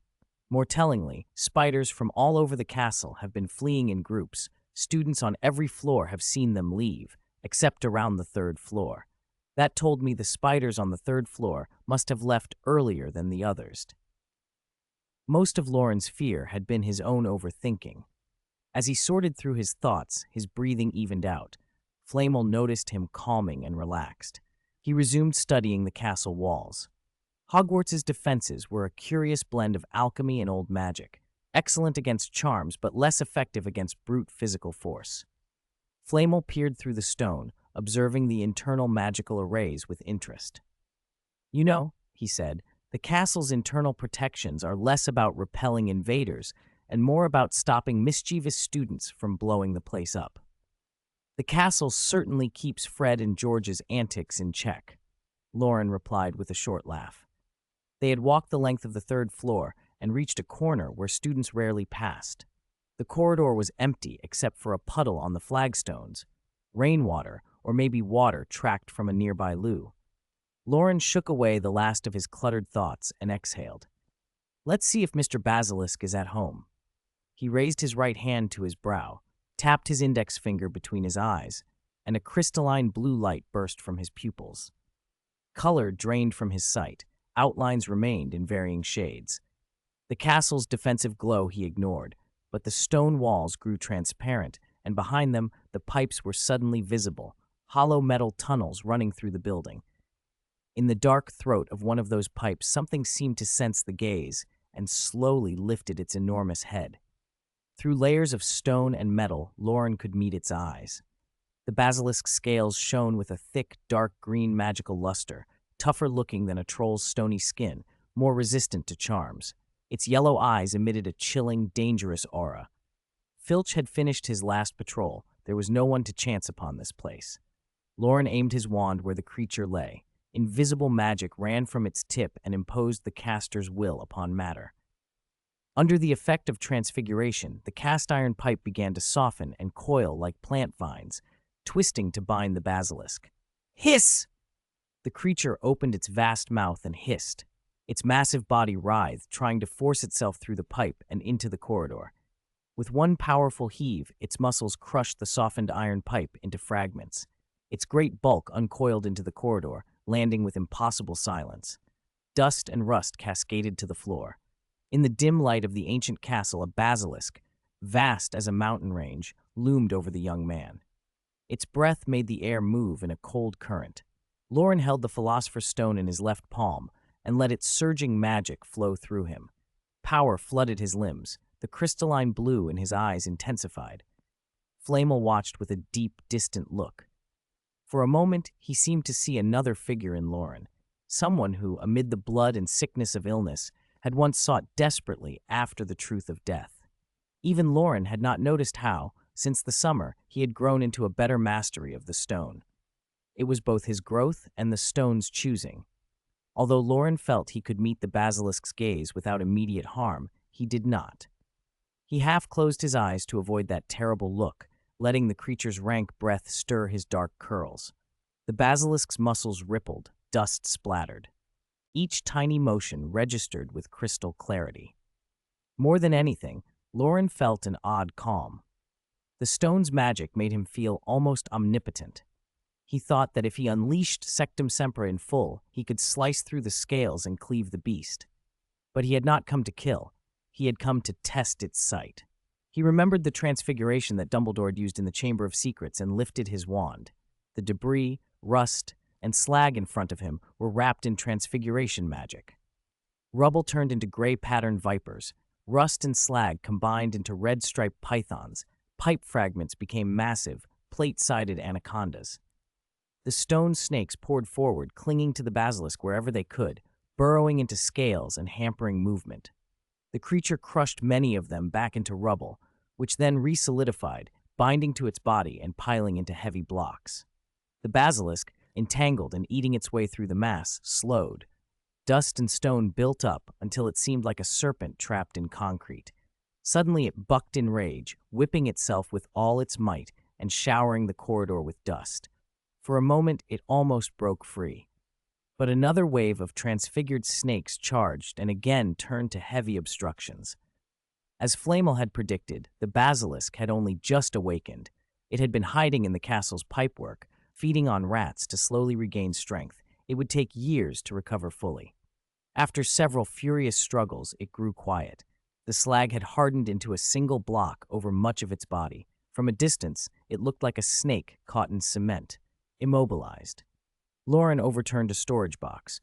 The water inside sloshed out and transformed into dozens of transparent, eager little snakes that slipped into the basilisk's mouth and nostrils. Draught of Living Death, a potion taught in sixth-year potions, poured invisibly into the creature. These were student practice brews, imperfect, sometimes discarded by Snape as waste, but they were perfect for their purpose. A languid sleep crept over the basilisk. It stopped fighting. It grew drowsy and unbothered by the wizard in front of it. Most of its memory was of slumber. It had little combat experience and no bloodthirst. In Slytherin's time 1,000 years ago, it had been more the subject of study than an instrument of slaughter, kept well fed and then put to rest. It had been woken, slept, woken again by Parseltongue commands, obedient to commands and hungry, but not eager for violence. So it drifted back into sleep. Its struggles ceased. It lay inert, coated with thick, hardened earth and stone. The nictitating membrane, jet black, drooped, half covering its eyes. Flamel floated above its head, circling once. "I told you," he said, "a basilisk newly awakened and not yet recovered doesn't have half the strength it would at its peak. Any Hogwarts professor could handle it." He said it lightly, but he understood the nuances of the fight. To control the stone and repeatedly cast transfigurations of that scale required tremendous magical power and a strong soul. The Draught of Living Death had helped immensely, and the basilisk itself was weakened. All those factors combined made their victory possible. At any rate, Lockhart certainly couldn't have done it, and neither could Professor Trelawney, Loren added with a wry smile. He stepped forward cautiously. The basilisk showed no reaction. Loren walked up, stepping on hardened scales and packed earth to reach its eyes. The membrane drooped, the slit half closed. Gently, he produced his deluminator and coaxed the basilisk's gaze to follow, using it to draw out and separate the strands of magic he could sense. A gray thread of petrification, a yellow thread that carried the power, and a sickly green thread that carried death. He isolated the green cluster with the deluminator's light. Flamel watched, intrigued. Where the deluminator absorbed that sickly green cluster, it merged with the deluminator's own stored light, forming a larger, more complex cluster. Loren looked at Flamel and asked on impulse, could the magical cluster inside the deluminator be used as a weapon? Flamel considered. Probably not easily. The basilisk's gaze seems to consist of 3 strands: gray for petrification, green for death, and the yellow strand, the carrier. The carrier is essential. It's what lets the eye project its magic and bind it to vision. The deluminator's light also needs a carrier. Could alchemy refine a carrier? Loren pressed. If those magics could be put to use, the deluminator might be like the sword of Gryffindor, absorbing qualities and growing as a weapon. Flamel was eager. He leaned close to the basilisk's eye, pressing his forehead to its black lid to study it. After a moment, he said, not by runes and arrays, at least not now. The best carrier, really, are these eyes. He rubbed his fingers together, tempted. You don't even need the deluminator. If you took the basilisk's eyeballs and treated them with alchemy, you could transmute your magic into something with the basilisk's properties. Not now, Loren said, resisting the temptation. Dumbledore will want them. Flamel looked disappointed. There's so much material, the scales too. Each piece could be stronger than the protective amulets you mentioned. Loren found the idea irresistible, but he knew they couldn't take the basilisk's tissues without drawing dangerous attention. It would be like waving a flag in front of Voldemort. He sighed. So tell me about carriers. Is there any other way without removing the eyes? Other magical eyes might work, but they'd be a bit less effective, Flamel said. They set to restoring the scene. Fortunately, no dark magic like Sectum Sempra had been used. The damage was physical and transfigurative and could be repaired. Loren loosened the stone and packed earth from the basilisk's body, freeing it from the cobbled mantle. He used a levitation charm to ease the huge, sleeping creature back into the pipe. Then, holding the Philosopher's Stone, he repaired the corridor. Unlike mending a cracked glass or a broken table, this reparo was on a larger scale. Cast iron fragments rose from the dust and reassembled into pipe. Chunks of rubble flew up and reformed the wall. A tiny vortex of invisible air lifted powdery rust and dust into place until the corridor looked as if nothing had happened. The puddle remained exactly where it had been. Loren closed the storage box, turned, and smiled at Flamel. Let's go. Tonight, I want to learn more about eyes and carriers. His footsteps splashed through the puddle. The sound joined the storm outside, carrying all the night's strange events into the wind and scattering them into the fog. Shortly after Loren left, the door of a nearby lavatory opened and a white-bearded old man in pajamas embroidered with cartoon stars and moons stepped out, carrying a cup. Dumbledore, following the direction Loren had taken, muttered, "That's the trouble with keen eyesight. I'm an old man of over 100, and I still have to keep secrets. I wonder if the hot chocolate from a lavatory will taste odd." He took a sip. It was fine, just the right temperature, and a comfortable smile spread over his face. He waved his wand once toward the sleeping basilisk as he walked away and chuckled, half to himself, half aloud. What if that lot of draught of living death sends it into another long sleep, falling into slumber from the water of the dead and needing someone else to wake it? Sounds like the tale of Letitia Somnolens. Fortunately, the basilisk isn't a princess.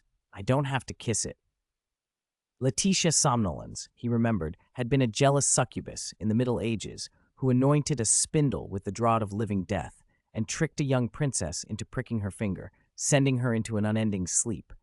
Somnolens' scheme failed only when a wizard applied a restorative potion to the girl's lips and kissed her awake. Chapter 188, Death Anniversary Party. The next morning, the long 10-day downpour finally stopped. The air was damp and chilly, but fresh, easy to breathe. The sky had been scrubbed to a clear forget-me-not blue as if by a cleaning charm.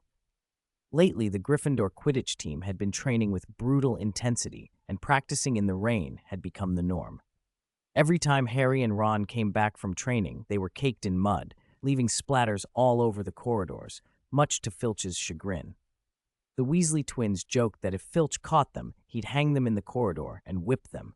Inspired by their tactics, Ron had devised several plays to counter Slytherin's speed advantage. Oliver Wood liked them immediately, made Ron the team's official reserve and director from the sidelines, and also put him in charge of keeping an eye on Colin Creevey. Colin, Harry's biggest fan, would brave the worst weather to watch Harry practice. Wood suspected he might be a Slytherin spy and told Ron to watch him closely. By late October, the students were caught up in the usual rush of school life. In the dormitory, Harry, Ron, Seamus, and Neville were still asleep when Loren grabbed the thick sweater Mrs. Weasley had knitted him, pulled on his winter robes, splashed water on his face, and willed himself awake. Hermione had already been up for ages. She'd been waiting in the common room with a notebook and had spent the morning reviewing 173 common animagus animals. Loren slumped onto the sofa beside her, still half asleep. "Morning," he yawned, smiling. "Morning." Hermione closed her notebook, put it in her satchel, and stood up to go to breakfast. "You know it hasn't even started snowing yet, and you can't get out of bed." "It's not the weather. I'm just exhausted." They went down to the Great Hall together. Since it was the weekend, not many students were up early, and the hall was quiet. The smell of cooking, waffles, bacon, sausages, ham, mixed with hot steam and immediately cheered Loren up. He took a waffle, some bacon and sausage, half a grapefruit, and a glass of both hot milk and orange juice, piling them on his plate. Hermione took roughly half of what he had and, still half in teaching mode, tested him. "Did you finish copying the notes I lent you?" she asked between bites. "Finished. Don't you trust me?" Loren said, mouth full. Hermione sighed. She worried he'd only copy underlined lines and ignore the rest. "Okay, what's the time limit for keeping a mandrake in your mouth?" Loren swallowed a huge bite, his head practically in his plate. Full moon, until the next full moon. And what do you put in the crystal bottle?" Hermione continued. "Saliva, the mandrake, a strand of hair, a teaspoon of dew, and a death's head hawk moth chrysalis." A few students nearby shivered.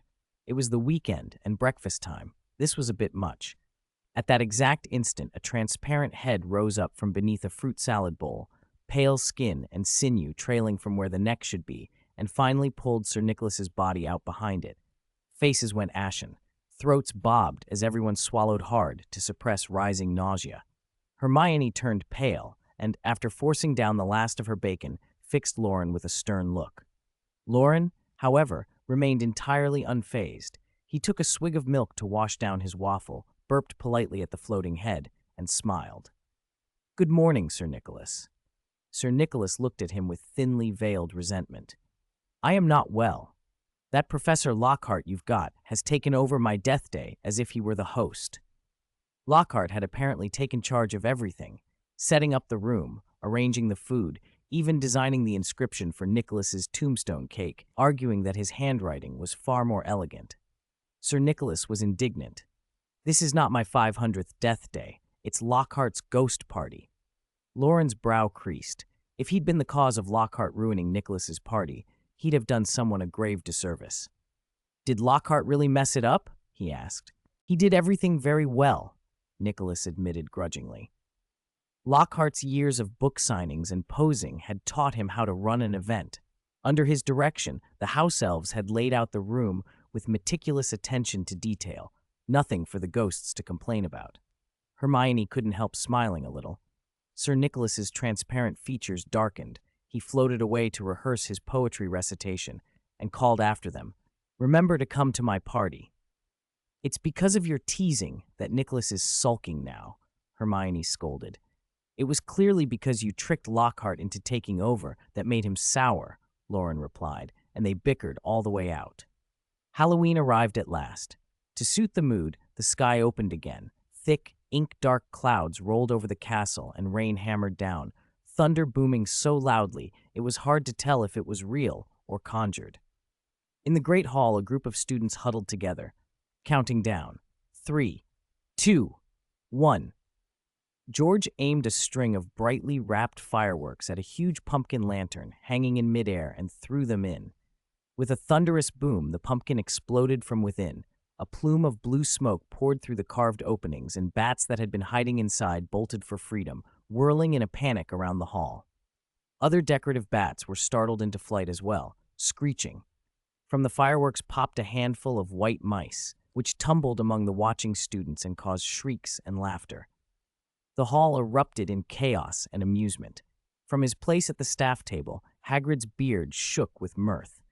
Even if the Weasley twins blew the school up one day, I wouldn't be surprised. Even Professor McGonagall, uncharacteristically, was smiling.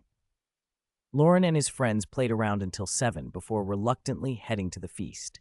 I heard Professor Dumbledore booked a skeleton dance troupe, Seamus said regretfully. I don't even want to go to the Death Day feast now.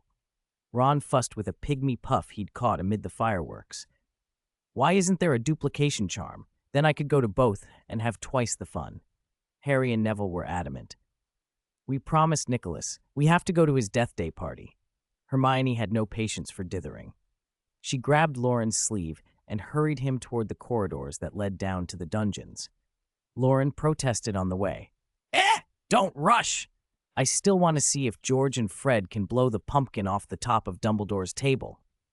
The corridor to the dungeons was lit with thin blue glowing candles whose wax was almost black. Their light made living faces look odd and ghostly. With every step, the air grew colder. By the time they reached the Death Day room, Harry's teeth were chattering, and he pressed close to Hermione for warmth. She was soft and comforting, like a small furnace. There was no Death Day scene in the films, so Harry figured it would be safe enough and tried to relax. The welcome music sounded like fingernails across a blackboard, a squealing, grating rhythm that made the hair on the back of your neck rise. Sir Nicholas stood at the door, draped in a black velvet curtain, and greeted them with tragic dignity. My dear friends, welcome, welcome, you. Lockhart swept in before he could finish. Dressed in a flash of gold and blue, hat in hand, he twirled and bowed. Loren froze for a moment. Lockhart beamed at the gathered students. My dear friends, on this special night, don't think of me as just a professor. Think of me as your closest companion. I'm so glad you could come. Welcome to the 500th Death Day party of Sir Nicholas de Mimsy-Porpington, he cried, gesturing them in and motioning to Nicholas. Leave the welcoming to me. Go prepare your act. You're the star tonight. Loren and the others exchanged looks. They were beginning to understand why Sir Nicholas had been so melancholy.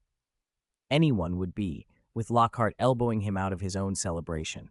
The dungeon room was freezing. Every breath showed in the air. Hundreds of pale, translucent figures floated and hovered above the central dance floor, moving in a ghostly balletic swirl. The music scraped at the bones like a saw being bowed, and the sight was eerie. A mourning nun, ragged men with chains, the fat friar, Myrtle, the bloody baron mingling with other specters. Neville trembled and tried to hide, peeking out from behind Seamus and Dean in nervous bursts. Hey, don't be scared, someone whispered. They can't touch you. I know, but I'm still scared, Neville admitted. Gradually, they grew accustomed to the mood and split into small groups. Harry and Ron went to find Sir Nicholas. Seamus, Dean, and Neville drifted toward the more unusual ghosts. Loren and Hermione went to the food table. Long, black velvet-covered trestle tables lined the walls, giving off a faint, off-putting smell. Giant slabs of rotten meat, haggis crawling with maggots, and cheeses furred with green mold cluttered the platters. In the very center stood the long-promised tombstone cake. Its crust was blackened like charcoal, and the frosting, dark and tarry, lettered 2 neat lines in a looping hand. Sir Nicholas de Mimsy-Porpington died October 31st, 1492. Myrtle drifted up beside them with a soft, miserable sigh. Even with food rot as this, a ghost cannot taste it, she murmured. Oh, Myrtle, Hermione stammered. Good evening. No, I mean... Myrtle's reputation for wailing was notorious among the girls. Many had been warned to avoid the second-floor lavatory. Myrtle floated a little closer and added in a small, almost pleased voice, Good evening, Miss Granger. Don't worry. Since Loren fixed my toilet, I haven't shrieked at anyone for ages. Hermione's eyebrows shot up. She looked from Myrtle to Loren in stunned disbelief. Your toilet? In the girls' loo? It's complicated. I'll explain later, Loren said, closing Hermione's dropped jaw with an outstretched hand. Myrtle gave a thin, high laugh. I won't bother you now. The headless hunt is arriving, and I want to watch from the front. She drifted off to the front row, where other ghosts were already becoming excited. The band cut off. The room went silent as a dozen ghost horses burst through the walls, each rider carrying a severed head in their hands and juggling them in elaborate, dangerous stunts. The crowd clapped and cheered in ghostly fashion. The headless hunt were famous among the dead. After their set, they mingled with the audience, taking bows and receiving warm welcomes, and for a moment the hall buzzed with applause. Lockhart's voice rose again, full of congratulation. A most marvelous performance. In all my adventures I have never, so I hereby declare this Death Day party officially open. All hail Sir Nicholas, someone cried. The candles in the dungeon flicked out. Sir Nicholas floated down from the ceiling in a slow, mournful drift and began to recite in a rich, passionate voice. What wizard would not make such an error when you are weary and distracted? A trifle of negligence leads to my doom, my head nearly lost to the blade. Beneath his recitation, however, Harry heard something else, something chilling and different. A voice, slithering and violent, whispered and snarled, tear you apart, kill you. It was colder, more murderous than anything Nicholas had offered. It sounded as if it were moving, coming from upstairs, sweeping fast in one direction, as if hunting something. Harry's first thought was of Lockhart. He must be diverting attention downstairs, while some dark thing took the chance to do its harm above. He pressed his ear to the stone wall, trying to catch the direction of the sound. Ron started to question him. Harry, what? Not yet. Harry hissed as the voice appeared again, closer and hungrier. Starved for a long, long time. Killing, now is the time. Ignoring everything else, Harry grabbed Ron's arm and bolted for the stairs. 189. The Presence of Ghosts. In the dead of night, I begged for my teeth to be fixed immediately, but the trial was so simple and cruel. They brought out the chopping block and forgot the whetstone. They usually sharpen the axe first. On the stage, Nick's song swelled to its climax, and the ghosts listened in solemn silence. But the background noises, like a rasping saw blade, were hardly suited to living ears. Loren and Hermione couldn't make out the lyrics. Instead, they found themselves staring at the grotesque dishes on the table. Hermione's curiosity, like a cat's, wouldn't let her look away. If she didn't look closely, she felt as if something were constantly scratching at her heart. She leaned in to examine the haggis. At that moment, a pocket of gas inside it burst with a soft pop, releasing a richer, ranker stench that made her nose crinkle. Maggots splattered across the table, writhing grotesquely. Hermione yanked Loren away, trying not to brush against the crawling things. Loren watched her and fought a smile. One of the leading members of the Headless Hunt was nearby. His voice, tinted with nostalgia, reached them. Oh, what a pity! But he turned and saw the two of them jump back in surprise. His head toppled off the moment he exclaimed, "Living people?" "Sir Patrick, hello," Loren said politely. "Nick told us about the Headless Hunt." "Hello," Hermione added, peeking out from behind Loren, fascinated as she studied the cross-section where Patrick's head met his neck, trying to work out what had caused the beheading. "Hi, Nick," Patrick's head called. He must still be miffed that we wouldn't let him join the hunt. Hermione popped out from behind Loren and spoke up for Nick. "I think Nick's already near enough to being headless. There's only a bit of elastic sinew and skin left. He can do even more tricks." She paused, then added, "And Nick is very scary." Loren glanced helplessly at her. The first part was what Nick had told them. The second part, well, that was Hermione. "Ha!" Patrick's body scooped up his head from the floor. "I bet Nick told you to say that." He set it back on, wobbling precariously as if it might fall off again. "I refused him not out of worry that his head might be kicked like a ball, but because I didn't want to deepen his hold on this world." "Hold on?" Loren and Hermione echoed. "There are many reasons ghosts won't accept death and stay behind," Patrick said, pulling up his high collar to steady his head. "But at bottom it's always attachment, a refusal to let go of the living world." He drew closer to them. "Nick thinks his death was absurd, too sudden. He couldn't accept it. He mourns the glory of the Povington line that wasn't passed on. He never saw the wider world. All those tangled fears and frustrations turn into attachment. 500 years have worn away some of that fear," he went on, though his inability to accept the suddenness of his death remains. King Henry VII has long turned to dust. The Tudors are gone. He'll see that sooner or later. When he does, he'll begin a proper great adventure. He glanced toward the stage where Nick sang. Letting him join the headless hunt would only deepen his ties to this place, and that would be a barrier. Loren thought of every ghost he'd ever met, Professor Binns, the Grey Lady, the Bloody Baron, Moaning Myrtle, and tried to weigh their reasons for lingering. Hermione followed Patrick's gaze and watched Nick sing, pouring himself into the performance and enjoying it. She asked quietly, "Why must a ghost accept death? Isn't it better to stay here?" Patrick gripped his horse's reins and leaned down until his head was almost level with Hermione's. His voice took on a chill. "Do you think being a ghost is comfortable? You can hear beautiful music, but you can no longer feel the emotions in it. You can see the seasons change, but you can't take in the beauty. An ethereal body can't touch the real world. Rotten food and ear-splitting, maddening music, that is all the pitiful consolation some of us have." His tone grew harsher, as if he'd found a sore spot. "And of course we can't smell, taste, or truly feel anything. Impoverished senses make you depressed, irritable, easy to anger. Those are symptoms of a kind of mental illness." "Enough." Loren pulled Hermione behind him and shot Patrick an admonishing look. "Becoming a ghost was your choice. Why are you complaining to us?" Patrick closed his eyes and let out a long, shaking breath. He couldn't actually draw air. The panting was a gesture left over from life. After a long moment, he opened his eyes and said, "Quieter. I'm sorry, young wizards. I didn't mean to frighten you." Loren said nothing and steered Hermione away. Patrick watched them go and muttered to himself, half bitter, half rueful, "Yes, coward's choice, perhaps."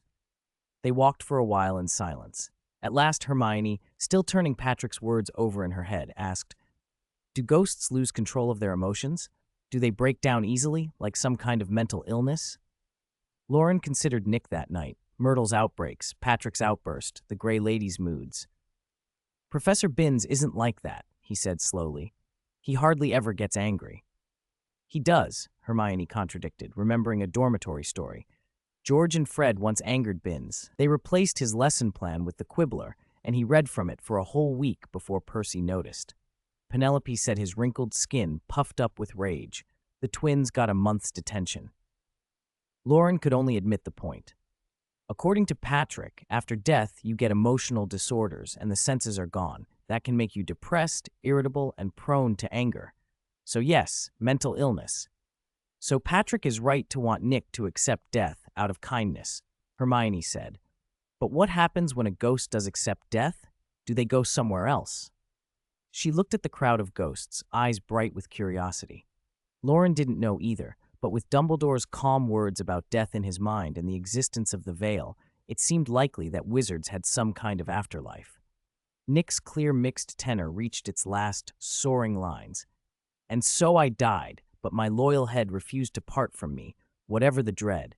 It still clings on, and so my song ends here. Now applaud, or it will be my greatest fear." At the song's end, Nick removed his head, pressed it to his chest despite the stretched sinews, and bowed. In the dim, cold dungeon, only countless slender candles gave off a pale blue light. The ghosts, each shimmering with their own cold glow, clapped and cheered until the sound nearly shook the castle. Loren watched them trying to create warmth and gaiety, but felt the unshakable chill of the place, cold from the enchanted candles and cold from the ghosts themselves.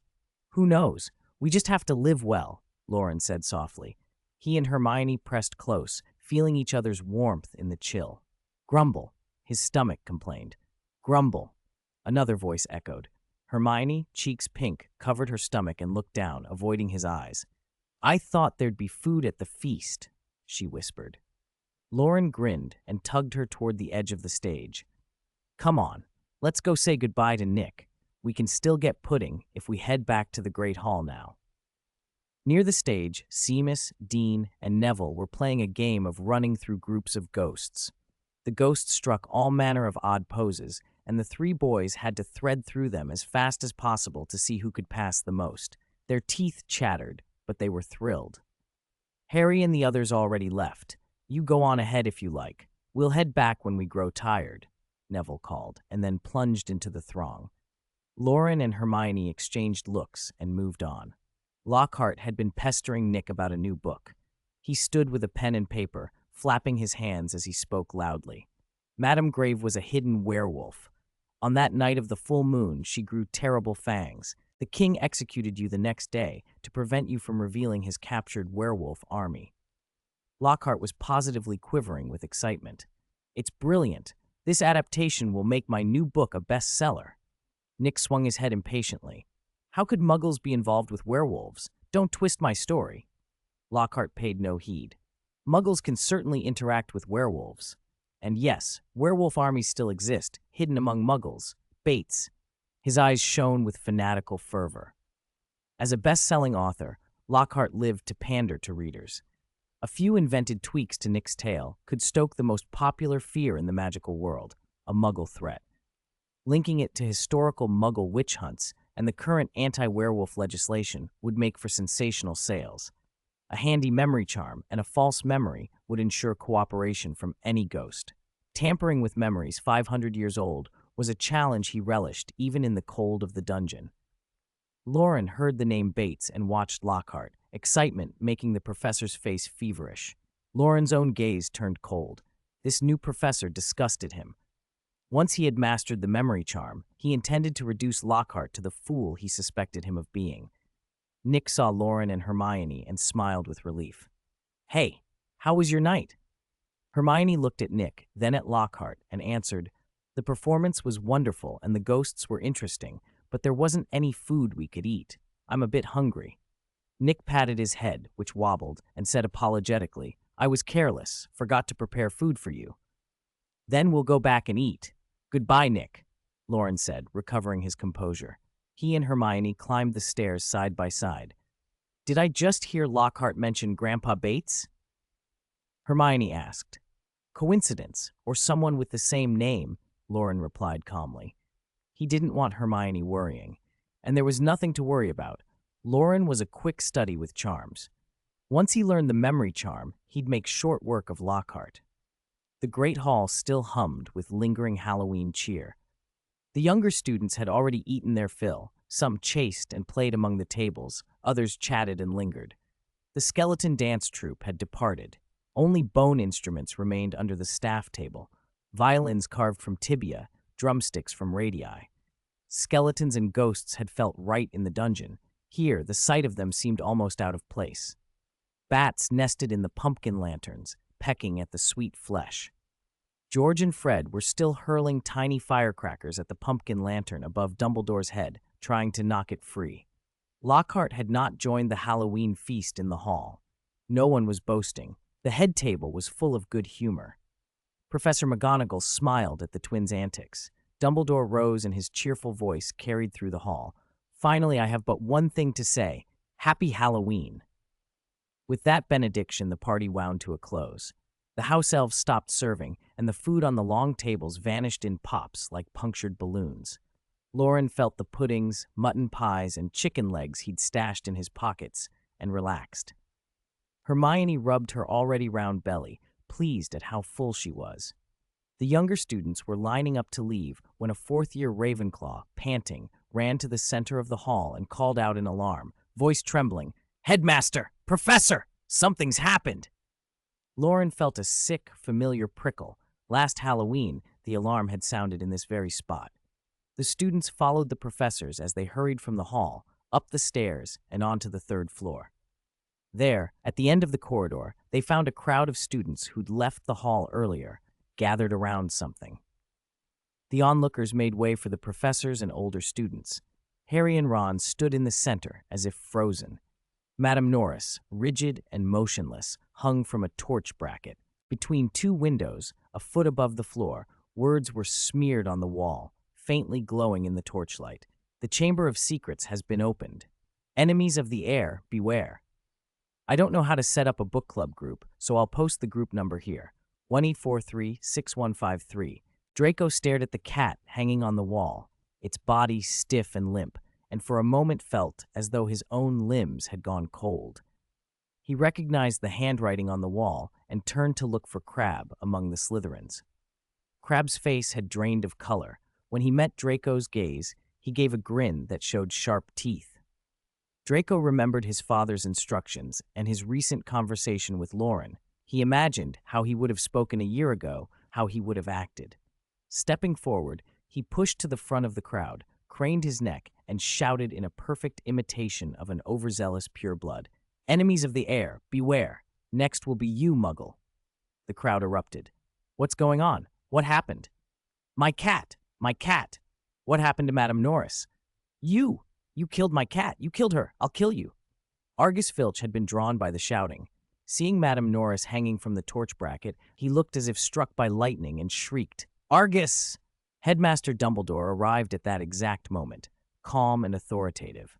He stepped forward, unhooked Madame Norris from the bracket, and called to Filch, "Come with me, Argus.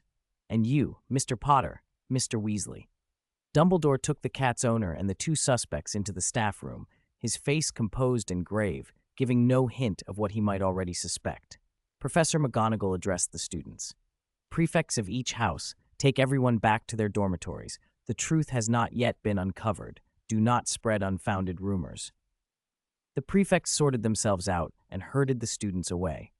Despite McGonagall's admonition, whispers followed them. A school is a poor place to keep a mystery quiet. Small groups of 2 or 3 clustered together, leaning in to exchange theories in low voices. In Slytherin, Draco continued to taunt Harry loudly, earning a ripple of laughter. In Hufflepuff, Hannah Abbott whispered to Ernie Macmillan, "What does it mean that the Chamber of Secrets has been opened?" Ernie hesitated, looked around so no one else would hear, and beckoned Justin Finch Fletchley closer. "Be careful," he murmured. "Malfoy just said Muggle."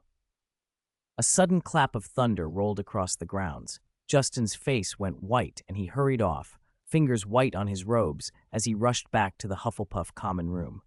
Ginny was near the back of the procession, lips pressed tight with worry for Harry and for Ron.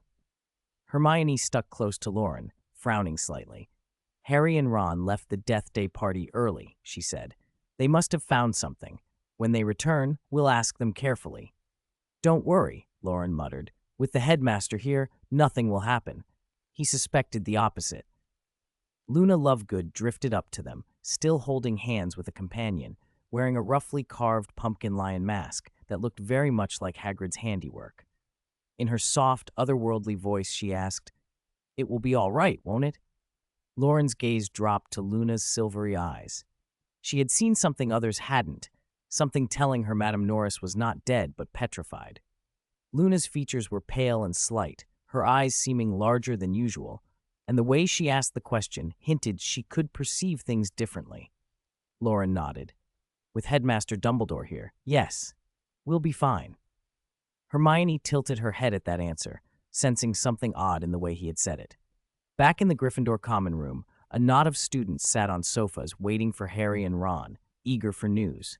Seamus, Dean, and Neville huddled in a corner, stomachs rumbling after a long evening. They had been rescued from the dungeon by Percy and had not yet eaten. The twins were being teased by Lee Jordan. "Aren't you worried your brother Ron is the culprit?" he said with a wink. The joke set the twins off. George and Fred collapsed in laughter, clutching their sides. "Ron the culprit?" George gasped between laughs. Madame Norris could duel him with one paw and still win. Angelina Johnson smiled across the room. "Harry might fight her and take her on, but I don't think he'd do it." The teasing was half belief, half affection. The room trusted Harry and Ron, even if they were still schoolboys. The rumor mill hummed until Professor McGonagall reappeared, ushering Harry and Ron back in. "What are you all doing sitting here? Don't you have classes tomorrow?" she scolded. From the Transfiguration Club, McGonagall's manner had softened somewhat toward the students, but now she was all steel. George raised a hand. "Professor, tomorrow's the weekend. We really don't have classes." Laughter broke out, but McGonagall's cold attention snapped it off. "Go to bed. We'll discuss this in the morning." Percy stood, shoulders squared, and shepherded everyone to the dormitories. He cast a look at Harry and Ron by the door, then at Loren and Hermione huddled on the sofa, and climbed the stairs without a word. Once they were alone, Ron exhaled and flopped into a chair. "You won't believe what happened tonight," he said, and launched into their story. Harry described a strange sound in the basement that he'd followed all the way around the corridors to the third floor, where he discovered Madame Norris hanging by the torch bracket. Hermione listened in sober silence. Loren watched Harry closely, his face a little dazed, but otherwise composed. Dumbledore says Madame Norris isn't dead, just petrified, Ron said. He says it's a very advanced dark arts attack. Only when Professor Sprout's mandrakes have matured can a potion be brewed to reverse the petrification. Hermione asked, Harry, did you tell the professors about the sound you heard? Ron cut in before Harry could answer. You didn't let him say it, he grumbled. Hearing things others can't is never a good sign, not even in the wizarding world. Those words pricked at Hermione. She had a hunch she was beginning to shape. Harry, however, was wrestling with something Dumbledore had said to him that night. Harry, trust your friends, trust yourself. What did trust yourself mean? He had found the scene. Didn't that mean his friends should trust him? Did Dumbledore mean something else? Harry's mind buzzed. After a long moment, he blurted out, Do you believe me? Loren smiled. Of course we believe you. Everyone in Gryffindor does. George was only joking about you and Ron being able to fight a cat. Hermione drew them back to the matter at hand. We need to figure out what those words on the wall mean. The Chamber of Secrets, the air. What are they talking about? An old clock in the common room chimed. Hunger and fatigue finally caught up with Harry and Ron. Hermione pursed her lips. I have some clues, but we need time to organize them. We'll talk more tomorrow. Loren, I brought some food from the hall. You two should go and eat. Long live Granger. Harry and Ron chorused, grinning. Over the next week, the castle buzzed with talk of Madame Norris. Filch patrolled the third-floor corridor incessantly, shadowing the area as if staking it out. When Hermione dragged Loren to the scene, she found Filch scrubbing at the wall with Mrs. Scour's all-purpose magical mess remover. He stood on a stool and worked until he looked as if he might wrench his arm, but the carved words on the stone still glowed faintly. Hermione could not bear to watch him struggle. Quietly, she cast a few finite spells to dim and loosen the lettering enough for it to be wiped away. Filch said nothing. He cleaned the wall and shuffled off. In the following days, he prowled the corridors more than ever, finding bizarre reasons for detention, breathing too loudly, smiling too much, and Fred remarked that Filch's eyes were red with rage. Hermione also led Loren to Moaning Myrtle's bathroom, where Myrtle gleefully reenacted the details of her own demise and how she haunted anyone who mocked her. In the library, Ron fretted over an essay. I can't believe it, he moaned. I'm 8 inches short. 2 reference essays lay before him. Hermione's, a ludicrous 4 feet 7 inches long, and Loren's, a neat 3 feet exactly. Ron scowled at their neatness and muttered to Harry, Why is Hermione so long, and her handwriting so tiny? Professor Binns isn't even finished, and Loren's done already, Harry said, measuring his work with a tape and smiling. Loren, carrying a weighty volume, wandered over. Oh, you wrote an extra inch. What a waste, he joked. Harry glanced at the title. Hogwarts a History? Why are you reading that? Not for me, Loren said, dropping the book on the table. Hermione wants it. She thinks it has records about the Chamber of Secrets. I was asked to fetch it. Already engrossed, Harry and Ron didn't notice Loren slip out of the library. He went up the stairs to the third-floor corridor where the attack had taken place. He didn't meet Filch there. Dumbledore was waiting by the wall. The stone still bore faint smudges from cleaning. Dumbledore tore off a piece of his sleeve and wiped the residue, then tapped the wall with his wand. The last traces faded as if they'd never been. Loren, Dumbledore said with a small twinkle, I hope I didn't trouble you. A silver phoenix arrived with a message, and it seemed an urgent matter. Loren folded his arms. You could have used a Patronus, he muttered. It made the whole thing look like a secret society meet. Dumbledore chuckled. I'm old, and my eyes aren't what they used to be. Could you look more closely, see if any trace remains? Loren inspected the stone. No, it's very clean. Traces on walls can be removed, Dumbledore said softly, but traces in people's hearts remain. Loren tilted his head. What do you mean? Dumbledore patted his head and shifted the subject. I wanted to speak to you about something I mentioned at the start of term. I need your help. I would like you to come with me somewhere. A small gleam passed through the headmaster's eyes. He had noticed changes in Crabbe, paler, weaker in some ways, yet with a marked increase in another kind of power. If Dumbledore's suspicion proved true, Voldemort might be trying something dreadful. "What do we need to prepare?" Loren asked at once. Dumbledore smiled. "We may encounter something like the diary. What preparations do you think we should make?" Chapter 191, Creating Guardian of the Sky and the Earth. Harry, Ron, and Hermione were hunched over Hogwarts, a history in the library, the pages rustling loudly. Hermione snapped at them to move. She was blocking the page she needed. "This is ridiculous. I should have memorized this book so I wouldn't have to hunt through it for the Chamber of Secrets." The book was thicker than a fist and made Harry and Ron shiver a little at the sheer weight of it.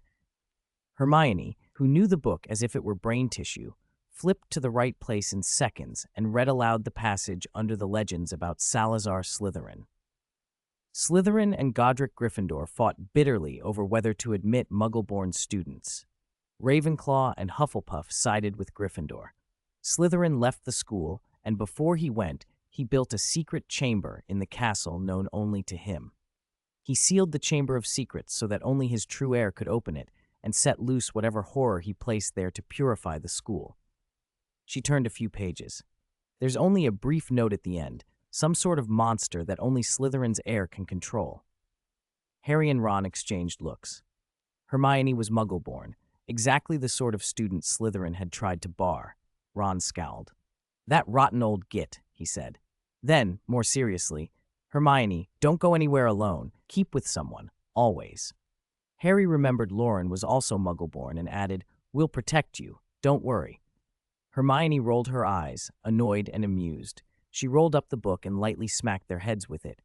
"Do you see the chapter title? It's a legend. Legends usually have some truth to them, don't they?" Ron muttered, rubbing his head.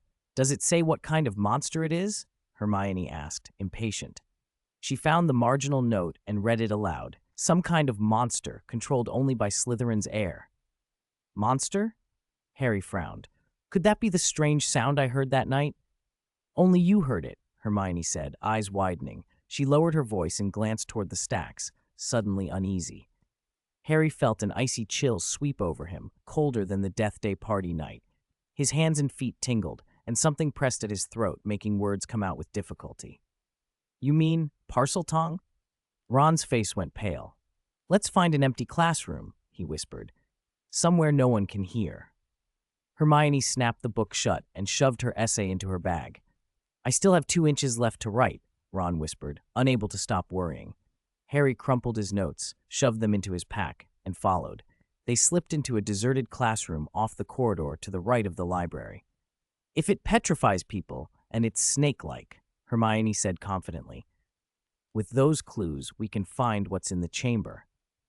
Ron kept muttering, "I told you Slytherin was a twisted old lunatic." Harry's heart felt heavy. Hearing Parseltongue, the idea that he might be Slytherin's heir, the Sorting Hat's almost words all crowded his mind.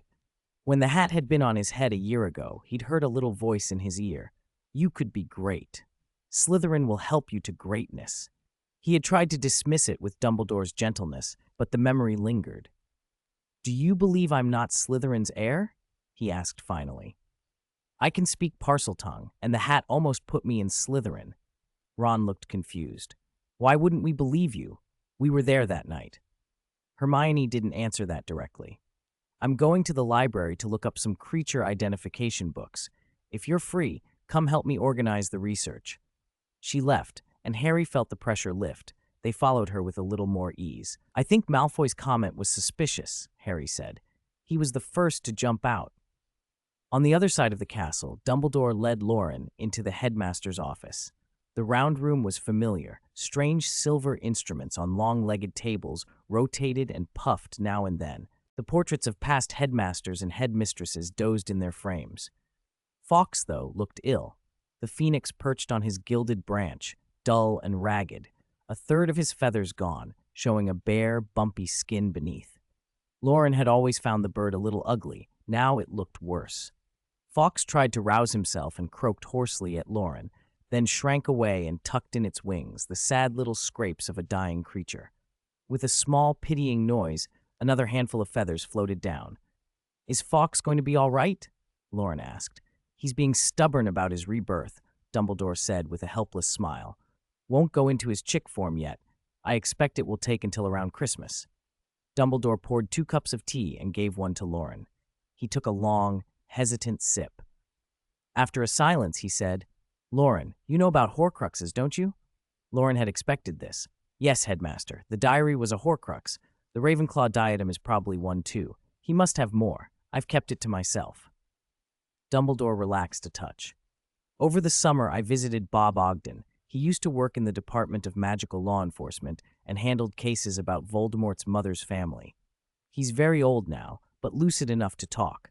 From him, I learned of a place that might contain clues to a Horcrux, possibly even house one.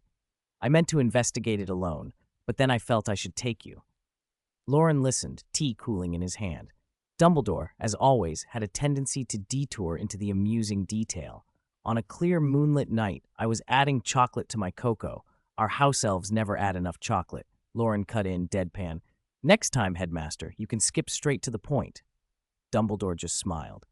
Loren had other practicalities on his mind. If I leave the castle, will you take me to Windsor Castle? I still need to collect that unicorn horn. Dumbledore nodded, amusement in his eyes. We'll see. Back in the library, the 3 of them, now with Loren, were plotting. Polyjuice potion, Hermione said suddenly.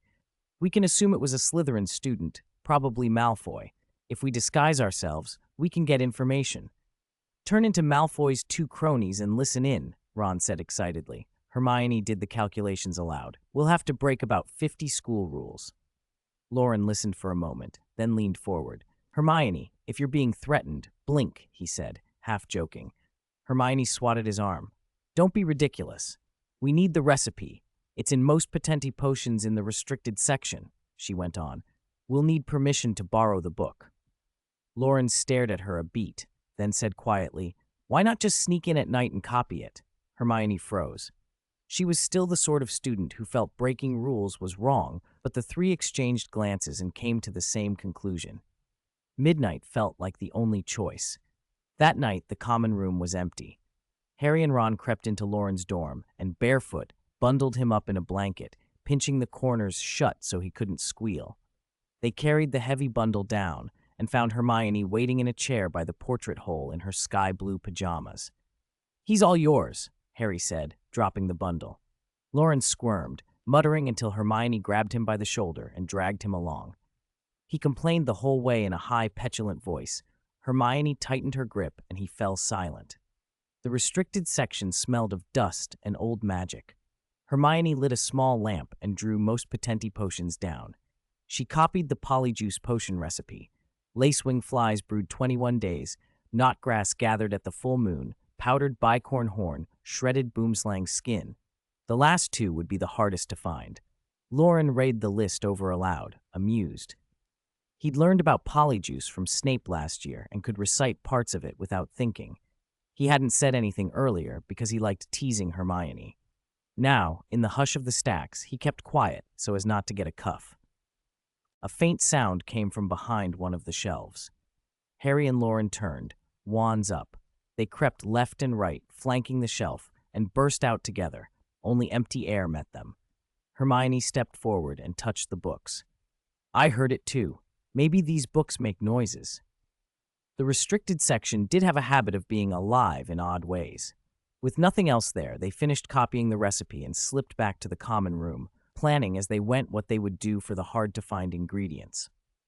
Most of these, lacewing flies, leeches, knotgrass, we can get from the student cupboards in the potions storeroom, Hermione said.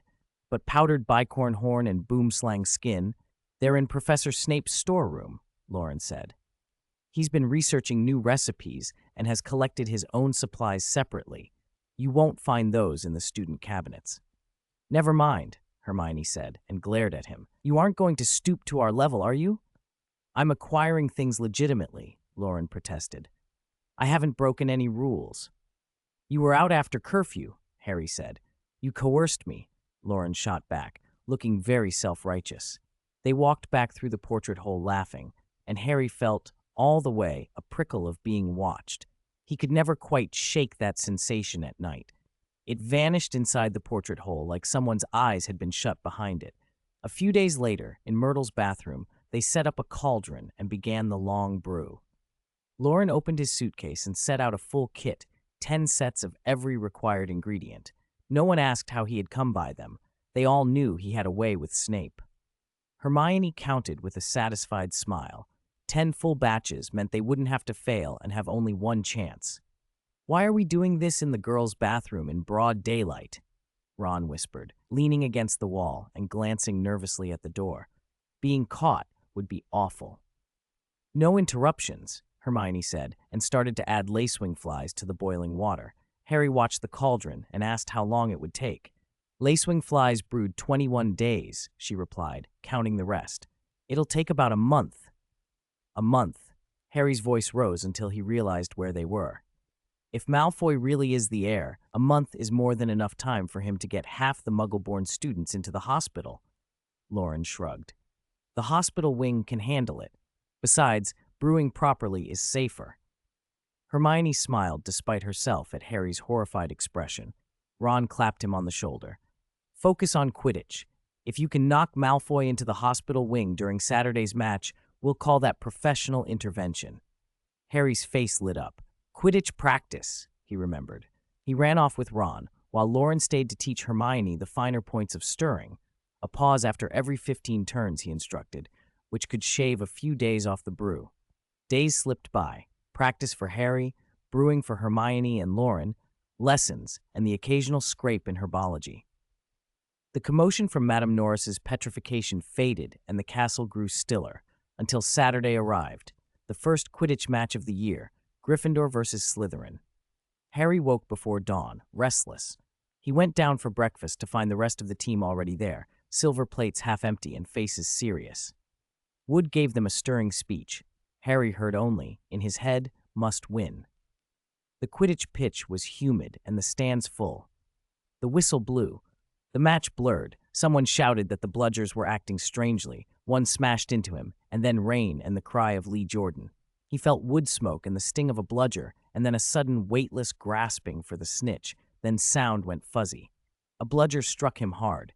Pain exploded in his arm. He saw Fred and George shouting. Someone said, "We won." Then Arthur Weasley's voice, Lockhart's voice, promising to mend him. There was a sharp, peculiar sensation. Lockhart's healing felt wrong, and then everything went black. Later, Hodgson House rumors surged.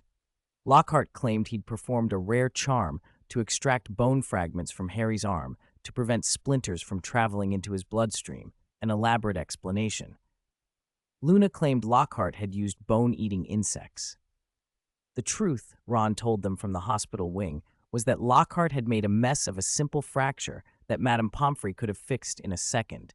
Now Harry would have to lie in the hospital wing overnight. Harry emerged from the hospital wing the next day with his arm in a sling. He was hurt and a little petty. "You didn't come to see me," he told Hermione and Loren. Loren blinked. "I thought. One night, we were in the library brewing." Harry brightened with the news Dobby had given him the night before. "Dobby warned me. He said terrible things would happen at Hogwarts, that history would repeat itself and the chamber would open. To protect me, he sealed the station wall and even messed with the bludgers so I'd be injured and sent away from school." Hermione stopped stirring for a second. Ron swore indignantly. "That house elf got me detention and me scrubbing trophies for a month. He may have protected you by trying to kill you." Harry wasn't only angry about Dobby. "Colin got attacked last night sneaking into the hospital wing to see me. He's been petrified, lying stiff like Madame Norris." That spread like wildfire. Colin Creevy's condition became the talk of the castle. Panic fluttered through the corridors. Students started going in groups, even to the lavatory. Suspicion and fear took root. By Friday, the day Loren and Dumbledore had agreed upon, Loren felt a little smug.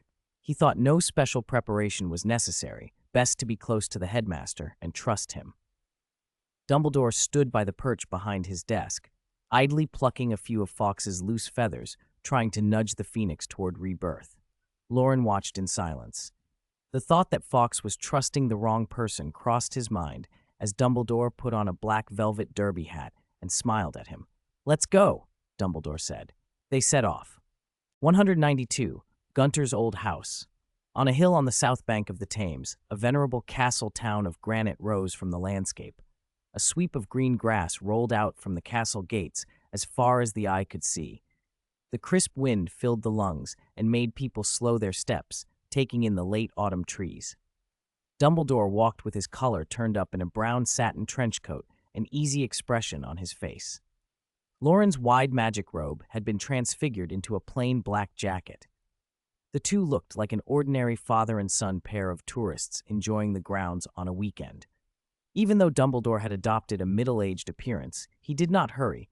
If anything, he slowed down, inspecting the greenery along the path with curiosity. Loren had to match his pace, stopping and starting. He had no mood for sightseeing. Only the unicorn horn filled his thoughts, and impatience was written across his face.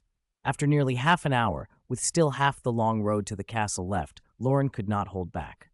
"Professor, why don't you stay out here and enjoy the view? I'll go in and get the unicorn horn myself." Dumbledore answered lazily amid the trees. "Loren, the more you want something, the less you must let desire blind you. That is the counsel of an old wizard." Darn riddle. Loren took a breath, tamping down his eagerness. "Is there something I'm missing?" For some time now, Hogwarts at night has been unusually active. 2 house elves have been prowling the school, Dumbledore said, as if it were a trivial matter. House elf magic isn't the same as wizarding magic, and the castle can't restrain them. Loren started. Harry had mentioned this after his release from the hospital. Dobby was one of the elves who sometimes came to the school at night to watch Harry, trying to find a way to keep him away. They had bumped into Dobby during their library investigation. Dobby warned them that another foreign house elf had been in the castle and seemed up to no good. "Some time ago, Wheat from the kitchens came to me," Dumbledore went on, "and said he often saw a strange house elf watching you. He asked the other house elves, and none of them knew him. Wheat was worried someone might harm you, so he came to me." Dumbledore looked at Loren with genuine warmth. That a house elf would be grateful enough to take such a risk and seek him out spoke well of Loren. He had treated house elves with respect. "Wheat," Loren repeated, conjuring a hazy memory. He'd seen Wheat at Christmas, when he'd gone to the kitchens for pears and had given Wheat a chocolate frog. Wheat had been so grateful he'd vowed loyalty. Loren had found the fuss embarrassing and avoided the kitchens after that. He wondered, why didn't he tell me himself? Dumbledore's voice dropped to a soft murmur. "I asked him. He said, 'Wheat is an impudent house elf. Wheat troubled Mr. Morgan. Mr. Morgan did not wish to be troubled. Wheat must not trouble Mr. Morgan.'" The air had grown cold. Loren sniffed and changed the subject. "So who is the elf that's following me, and what does he want?" Dumbledore did not linger on Wheat's awkwardness. "He's from the Crab family. Lord Voldemort and the younger Crab are in league. They use the house elf to send messages outside and to keep an eye on you and Harry." Loren's brow nodded. He understood keeping tabs on Harry, but why him? "Does Voldemort already know I destroyed the diary?" "I don't think he's certain," Dumbledore said. "But the last thing the diary transmitted made Voldemort take notice of you. He's trying to work out what makes you different by having the elf watch you constantly." Loren swallowed. That meant the house elf was still watching him now. He closed his eyes and called up the combat instincts he'd honed in years of dueling practice with Flamel, feeling for any prying gaze.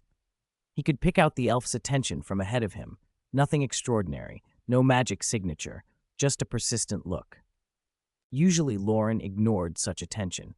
The castle was full of house elves who kept themselves as unnoticed as possible. If house elves had been about the 3rd floor the night of the basilisk, the Philosopher's Stone might have been compromised. He had checked then and had been reassured. Dumbledore, too, had confirmed there were no house elves that night on the 3rd floor. Opening his eyes, Loren saw the telltale shimmer of a magical presence behind a beech tree. His hand slid for the wand he kept in his sleeve. Dumbledore put a hand over his. Calm, he shook his head. "Why?" Loren blinked. Lord Voldemort would surely return, and Harry did not have much time. Each encounter was an opportunity for Harry to learn. Loren wanted to draw Voldemort's attention away from the Gaunt family home and the terrible things it contained. I'll go fetch the unicorn horn first, he said, pulling the wand free anyway. The house elf behind the beech tree trembled. Out of deference to the chief wizard of the Wizengamot, he had kept his distance and could not hear their words. He only felt two overwhelming gazes. I haven't been seen, have I? His heart clenched. Blood seemed to stall in his limbs. He dared not be discovered, and he dreaded failing his master. Carefully, he peered out and saw Loren tapping his chest with his wand tip. A wave of ripples flowed across the boy's body, disillusionment charm. Loren vanished before the elf's eyes. The sight snapped the house elf's little mind. He began to shake so badly it was as if venomous snakes were writhing in his head, the punishment Voldemort might inflict. Tears and snot soaked the filthy rag he wore. He forced himself to calm down and muttered, "Dumbledore is here. Mr. Morgan will not go far. He will return." Dumbledore, even at a distance, could sense the house elf's agitation. Wheat had come out of gratitude and loyalty. This other elf lived in fear of Voldemort and Crabbe. Dumbledore sighed softly. The power that earns true respect is never strength or fear. He will come back, the elf chattered, clinging to the thought like a life raft, his voice higher and keener with panic. Soon Loren reappeared, holding a white, pointed object. To the elf's despair, Dumbledore had taken Loren with him and vanished. The elf shrieked, snapped his fingers, and apparated to where they had been. He could apparate from the open field by the castle to the fields by the Thames, following a magical trail. But Dumbledore had taken Loren when he apparated, and the elf could detect no trace of apparition. Frozen, he grabbed a branch and struck his head with it. If he could beat himself senseless, perhaps he could avoid the fate his master threatened. Then, with blood streaming down his face and his vision blurring, a new, terrible thought flared. If he could please his master, perhaps his master would simply cut his head off cleanly. The elf's voice turned shrill and uncanny. He did not want snakes in his brain. Madness crept into him. A red glow burned at his fingertips. A rubbery pressure squeezed his body, every limb feeling remade. His mind stretched and snapped. He flew across a long distance in a single, sickening lurch of apparition. The transfiguration on his jacket wore off. The unicorn horn was tucked in an inner pocket of his robe. Loren drew a long breath as the dizziness of apparition faded. When he opened his eyes, they were on a country lane bordered by tall, tangled hedgerows. The sky was overcast. Dumbledore read a wooden signpost poking from a thorny bush. "Fox's magic. This will help us shake off the elf." Loren glanced at the sign. 2 arrows pointed different ways. Behind them, Great Hangleton, 5 miles. Ahead, Little Hangleton, 1 mile. Dumbledore compared the scene to Bob Ogden's memories, trying to imagine what it had been like 50 years before. "You may not be interested," he said, leading Loren along the hedged path, "but I want to tell you a story from many years ago." They followed a narrow lane skirted by high hedges. Loren focused on the steep, rough ground. The lane curved left and suddenly opened out onto a high slope. Below, a village lay between 2 steep hills, the church and graveyard clearly visible, Little Hangleton. But they did not aim for the village. The lane dropped steeply, turned again, and slipped into a gap in the hedge, a narrower, rock-strewn track no one had walked in decades, choked with weeds. "Many years ago, the Gaunt family lived here," Dumbledore said, voice even. "Marvolo, his son Morphin, and his daughter Merope were the last of the Gaunts. An ancient wizarding line, irrational, violent, proud of descent from Slytherin.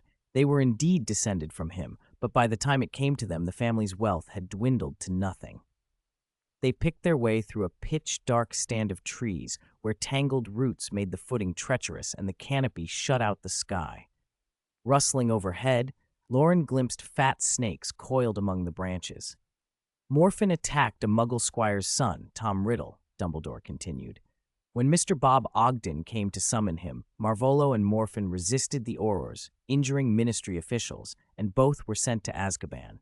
Freed from the rule of her father and brother, Dumbledore said, Merope became recklessly bold. She used subtle means to force Tom Riddle to elope with her. Breaking through the trees, they finally saw the old house. Its stone walls were moss-streaked. The roof sagged and was matted with growth. Nettles taller than the windows crowded the house, nearly swallowing it. Everything about the place exuded a weird, oppressive mystery. On the sodden threshold, mixed with moss, lay corroded snake bones. Dumbledore pushed open the door. Cracks in the stone were packed with moss. The wooden beams had long been hollowed by insects and were lacquered in a carpet of fungi. Merope had loved her husband so deeply she could not bear to keep him under a love charm. She had been so infatuated that after living with Tom Riddle for a while, she began to convince herself he loved her in return, or at least that he would stay for the sake of their child. So she released him. He did not return her feelings. The moment he came to his senses, Tom fled back to Little Hangleton. Dumbledore waved his wand. The snakes and insects hidden in the gaunt house dispersed, crawling in dense lines along the walls and slipping out into the surrounding woods. Scales and many-legged bodies crushed leaves and made a rustling underfoot.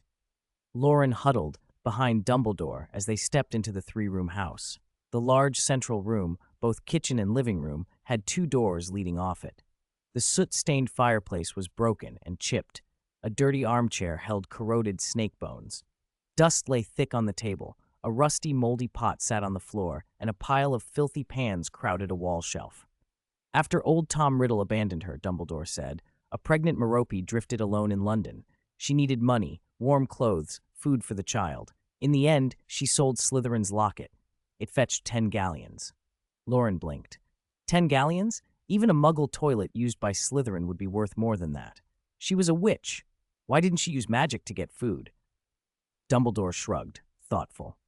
She could have, but I suspect, this is speculation, that after he left her, she stopped using magic. Perhaps she no longer wished to be a witch, or her power had been so sapped by despair and longing that she could not bring herself to cast for even the simplest things. There's even the account that she refused to raise her wand in her final painful labor. On the 31st of December, 1926, he continued quietly, Merope died on a dark, snowy night. She gave birth in a muggle orphanage and named the boy Tom Marvolo Riddle, hoping he would look like his father. Loren raised an eyebrow. Headmaster, are you feeling sympathy for Lord Voldemort's mother? Dumbledore's expression was complicated. In that family, Merope never knew love, nor understood how to give it. He fell silent, then asked, what do you think of her? Pitiable, hateful, tragic, Loren said after a moment. It was her choice, and everyone is responsible for their choices. Dumbledore repeated the phrase slowly, as if turning it over in his mind. She twisted Tom Riddle's will to make him accept her twisted love, he said. That could only end in tragedy. What happened next? Years later, a 17-year-old Tom Riddle returned here, Dumbledore answered. He learned the truth of his parentage, killed the Riddle family, and planted the blame on Morphin. He stole the Gaunt family ring. I believe, again, a theory, that he made that ring into a Horcrux. Loren had already turned on his magical sight at Dumbledore's incline and felt the room's shifts. A thick, deep black aura seeped from a pottery jar on the shelf. The sense of danger and corruption was unmistakable. Dumbledore smiled faintly. He was overconfident, the old wizard said. He assumed no one would suspect a connection to the Gaunts and left it here, hidden in plain sight. He tapped the jar gently with his wand. It floated free, inverted above the table and emptied. With a metallic clink, a black gemstone ring fell onto the wood. Dust flew off as it landed, revealing a crude but old gold setting and a heavy jet-black stone. Carved into the stone was a strange emblem, a triangle enclosing a circle bisected by a vertical line, a triangular eye with a pupil cut by a line. The ring radiated a dense, malignant aura. Headmaster, Loren said, remembering how Dumbledore's finger had once been cursed. On the screen of his memory, Dumbledore had looked marked by a curse after handling the ring. Dumbledore, however, seemed to be staring right through him. He was utterly absorbed by the ring. Pain, sorrow, and something like longing had replaced Dumbledore's usual calm, thoughtful gaze. Peveril's sign, the Deathly Hallows, Dumbledore murmured, barely audible. Resurrection Stone, Ariana. His voice wavered. He reached out as if to slip the ring on. No, the boundary of death cannot be defied. Loren grabbed at him. Headmaster, Dumbledore, he shouted, trying to shake him into awareness, but Dumbledore did not respond to any external stimulus. Loren's worry deepened. Even if Dumbledore wanted Ariana back, he would have striven and argued with himself. He would not vanish into complete absorption like this. Relying on the training Dumbledore had given him, Loren blurred his vision and slipped into deeper magical sight. The world drained of color into white line forms, and he saw the strands of magic. A line flowed from Dumbledore's eyes to the ring. The ring was feeding on his emotions. Horcruxes, he thought. Tom Riddle's diary absorbed Ginny's feelings, explored her desires, and seized control. It followed that the ring could ensnare a man's heart. "Headmaster, wake up!" Loren called and lifted his wand to create a diversion. A soft voice answered, amused. Suddenly a pale, translucent figure stood beside them, a tall, dark-haired young man in Slytherin robes. He was more insubstantial than a ghost, like a memory made flesh. "I don't have a body right now. Spells don't touch me," the figure said, smiling. Loren reacted anyway. He aimed and shouted, "Expulso!" The explosion ripped through the doorway and shattered the adjacent side room. Dust and debris burst into the woods, and decades of quiet were ruined by the blast. Tom Riddle's phantom simply smiled more widely. "I told you, no effect." Loren's heart hammered, but he kept his wand moving. "Sectum sempra, expulso!" he cried, directing the spells at the ring. The translucent blade and the red blast struck the ring, but the stone swallowed them. The magic vanished. The ring did not scorch or break. Riddle's laughter became cold and scornful. "Give up. Horcruxes aren't destroyed like ordinary things." Loren's mind raced. He had wanted to grab Dumbledore and apparate them both away, but his apparition was not yet practiced enough to carry another person, and he could not abandon the headmaster to be mutilated. And with Riddle manifesting, leaving might let the Horcrux be stolen. He watched the shimmering strands again, the ring feeding on Dumbledore's feelings to grow stronger. It was like a dementor, Loren thought. It fed on emotion and despair. He made a desperate choice. "It's a long shot, but I'll try," he muttered. He raised his wand and shouted, "Expecto Patronum." For a moment, the dim, tree-shadowed kitchen seemed to explode with light. From Loren's wand leaped a brilliant silver-white form, an enormous Orca Patronus, so vast its back broke the roofline. The house was too small to hold it. Riddle stared, unsettled. He had seen Patronuses in books and had no skill to cast one, and this was unlike anything he or any of his tales had shown. Loren swept his wand down. The Orca arcs like a living wave, tail beating an invisible sea. A silence fell. Even the creatures in the woods drew still. The Patronus drove through the room in a single, thunderless charge.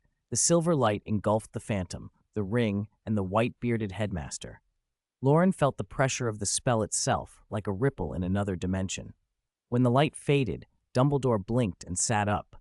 His hand was steady and bare. There was no ring, no curse mark, no torn flesh. Loren exhaled with relief. "Headmaster, you're awake," he said, rushing forward. Dumbledore's voice, old and a little hoarse, carried in the afterglow. "I have never seen so magnificent a Patronus," he said, awe in his tone. "It is truly remarkable." They glanced for Riddle. The pale figure had vanished as if it had never been. Only the ring remained on the table, intact and exuding its malignance. Loren had hoped the Patronus would destroy the Horcrux outright, but while it had broken the ring's hold on Dumbledore, it had not shattered the object itself. He felt a little disappointed, though relieved beyond measure to have woken the headmaster. "Myrtle, Myrtle, Hermione, when you die, we will die together." Myrtle's bathroom was bright with light filtering through the beige, diamond-patterned glass. Thanks to Loren fixing the toilet, the floor that had been perpetually soggy was finally dry again, its original color revealed. Hermione sat cross-legged on the tiles, holding a square glass bottle, steadily pouring the green grass juice into the cauldron before her. She picked up the stirring spoon and calmly mixed the liquid until it was even, making sure the 12 lacewing flies in the pot heated evenly and topping up the water as evaporation lowered the level. She had been repeating the same careful steps for days. It wasn't tedious. Brewing an advanced potion gave her a quiet satisfaction. Her mind was soaking up knowledge and experience with a pleasant hunger. "What are you doing?" a high, breathy voice asked. Hermione looked up to see Myrtle floating in midair, peering into the cauldron with a smug little smile, much like the one Loren wore when he'd managed a prank.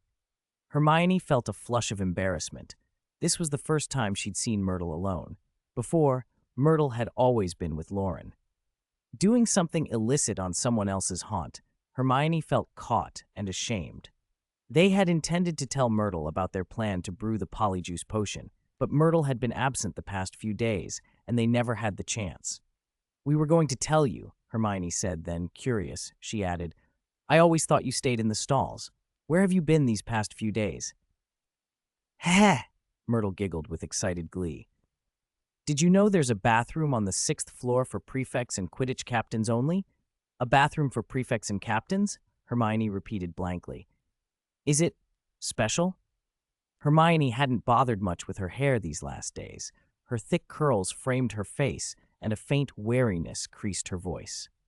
To Myrtle, who'd been ignored and teased by the living, Hermione's tired, solitary presence felt familiar, even sympathetic. Myrtle leaned close, as girls often did when swapping secrets, and whispered conspiratorially into Hermione's ear, suppressing her excitement. "If you go through the statue of Boris the Bewildered, you can get into the boys' bathroom and watch the prefects shower." Hermione's eyes widened. "Ah, this! You!" she stammered, trying to process the bizarre, obscene image. Part of her wanted to scold Myrtle. Part of her was stunned into silence, wondering whether the rules of the living meant anything to a ghost. Myrtle, delighted by Hermione's reaction, leaned closer and said, in a voice that was both eager and oddly comforting, "When you die, Hermione, we'll die together. You're welcome to come with me to watch the prefects." Hermione went utterly still. She tried to formulate a response and failed. There was a complicated mix of horror, embarrassment, and a strange sorrow at the ghost's loneliness. "Does peeking take that long?" she managed finally. "I've been here brewing for days." "Aha!" Myrtle shrieked, looping twice around Hermione in midair. "That's how experience is built. You can't go in and out too often, or other ghosts will notice. And you never know when the prefects go to shower, so I just stay there for days at a time. I'm bound to see them eventually." Hermione fell silent again, once more acutely aware of how warped a ghost's outlook could be. Myrtle, undeterred by the lack of reply, peered at the cauldron. "What potion are you brewing? Why hide here?" Hermione realized she'd stopped stirring. The mixture had gone sluggish. She stirred again, settled the lacewing flies, and said, "No one can know. Not the professors, not the students. Can you help keep it a secret?" "Oh, a secret." Myrtle's eyes sparkled. "You're doing something against school rules, aren't you?" Hearing those words from a ghost made Hermione's heart skip. "Yes, we plan to use this potion to investigate the Chamber of Secrets, but I can't tell you the details." Myrtle sighed with longing and envy. "It sounds wonderful, to break the rules and go on an adventure with friends." At that moment, the bathroom door flew open. Harry and Ron burst in, breathless. "Hermione, Hermione, we found what you wanted!" Harry cried. Harry held a copy of Fantastic Beasts and Where to Find Them, Ron clutching a freshly torn page from a very old library book. Ron handed the scrap to Hermione. The torn paragraph read, "In our country, many terrifying beasts and monsters roam. Among them, the most bizarre and deadly is the basilisk, known as the King of Serpents." The rest of the page bore another passage, Little Hangleton, the Gaunt family home. Because of recent disturbance, some small animals near the woods beside the old house felt unsafe and moved deeper into the valley. Their journey stirred a little life into the long, silent hollow. The late autumn wind whipped through the dilapidated house, ruffling the old man's long, white beard. Dumbledore sat at a table, untroubled by the worn stool or the dirty tabletop, staring at the resurrection stone on the table, lost in thought. Hermione frowned, reading the scrap over and over. The single reference to a basilisk was proof enough to send a chill through her. This was the creature everyone whispered about in connection with the Chamber of Secrets. Meanwhile, in another room and another time, Dumbledore sat with Loren at a table strewn with books and relics. Loren watched him warily. Dumbledore's long years showed in the lines of his face, and something in the headmaster looked far away that Loren didn't like. Loren was ready to act at a moment's notice, wand in hand, prepared to interrupt if Dumbledore slipped. Dumbledore smiled, though the movement was strained. "Loren," he said softly, "do you know the story of the Deathly Hallows and the Three Brothers?" Loren nodded, then shook his head. He had heard it in fragments. Dumbledore's eyes took on a distant, nostalgic light. When I was a child, that was one of the stories my mother would tell. My brother Aberforth and I used to argue about it. His favorite was Crumple the Dirty Goat. Dumbledore's recollection faded and returned. Today, though, I want to tell you the story of the Deathly Hallows. Once upon a time, three brothers traveled along a secluded, winding road. He recited the tale, Death gifting a wand made from an elder branch to the eldest, a stone picked up from the riverbank to the second, and an invisibility cloak to the third. The story says that whoever legitimately possesses all three shall be master of death, Dumbledore said, his voice casual, almost offhand. A phrase usually taken to mean invincible, perhaps even immortal. He paused. I opposed Snape's work on a resurrection potion, and yet I allowed him to try, because the attempt would bring hope to those who mourned. I have known for a long time that we cannot truly bring the dead back. Resurrection is an illusion the dead sometimes use to lure the living, and I have no illusions about that. A mist clouded Dumbledore's blue eyes for a heartbeat, then cleared. Thanks to you, Loren, I avoided being the second brother in that tale. Loren didn't press the point. He picked up the little ring that had once been a Horcrux and poked at it with his wand. Voldemort feared death, he said. Why didn't he use the resurrection stone if he found it? Dumbledore's expression softened. I think he did not recognize it. Who would he call back? He has no love for the dead. He does not understand love. He was half speaking to himself. The ring contained a very clever enchantment, one that preyed upon whoever noticed it, drawing out their deepest longing. I fell into it. He looked at Loren. When I realized what it was, I let my guard down. How could I not be tempted? For Gellert, the ring promised an army of Inferi. For me, it promised my family, Ariana's forgiveness. After so many years of searching, to have the stone appear suddenly, I thought I might see them. Loren's face darkened. What will you do with it then, sir? Dumbledore's fingers trembled slightly. He pushed aside thought images, the invisibility cloak's soft, veil-like memory, and answered, like the Ravenclaw diadem, I will keep it safe and wait for the right time to destroy it. Not destroy it now? Loren's voice was sharp. With the curse on it, with what happened to you, destroy it now, in my presence. For an instant, Dumbledore's eyes betrayed a reluctance, as if old habits of clinging to power had not entirely left him. Then a small, rueful smile eased his face. He laid the ring down and, with a quiet spell, transformed the ceramic pot that had held the Horcrux.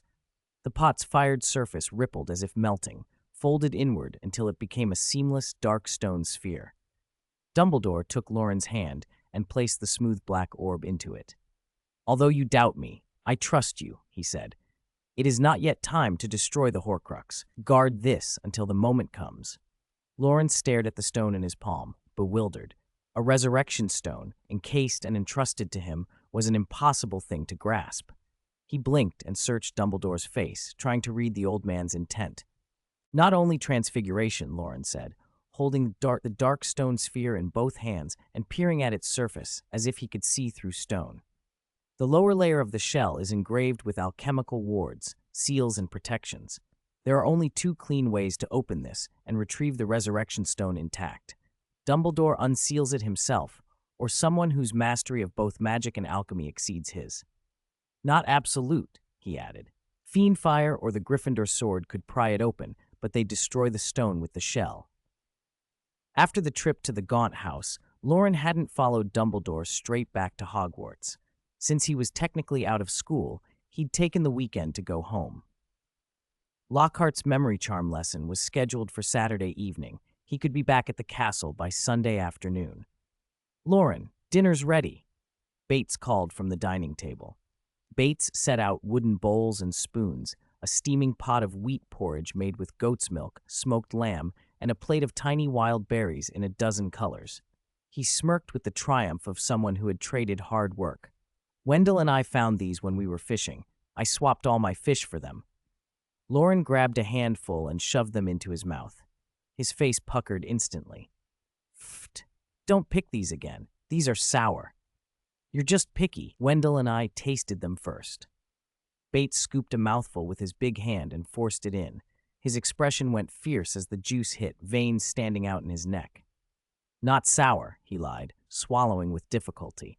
Not at all. Oh, you're so sour, you're nearly a werewolf. You brat, what are you talking about? They weren't sour before. After dinner, Bates took the rest of the berries around to the neighbors. Wendell worked for these too, he said, magnanimous. Loren flopped onto the sofa with a copy of the Evening Standard to kill time. A headline grabbed him. On November 20th, 1992, Windsor Castle caught fire. The fire began in a small chapel in the northeast of the castle and spread quickly, smoke visible for miles.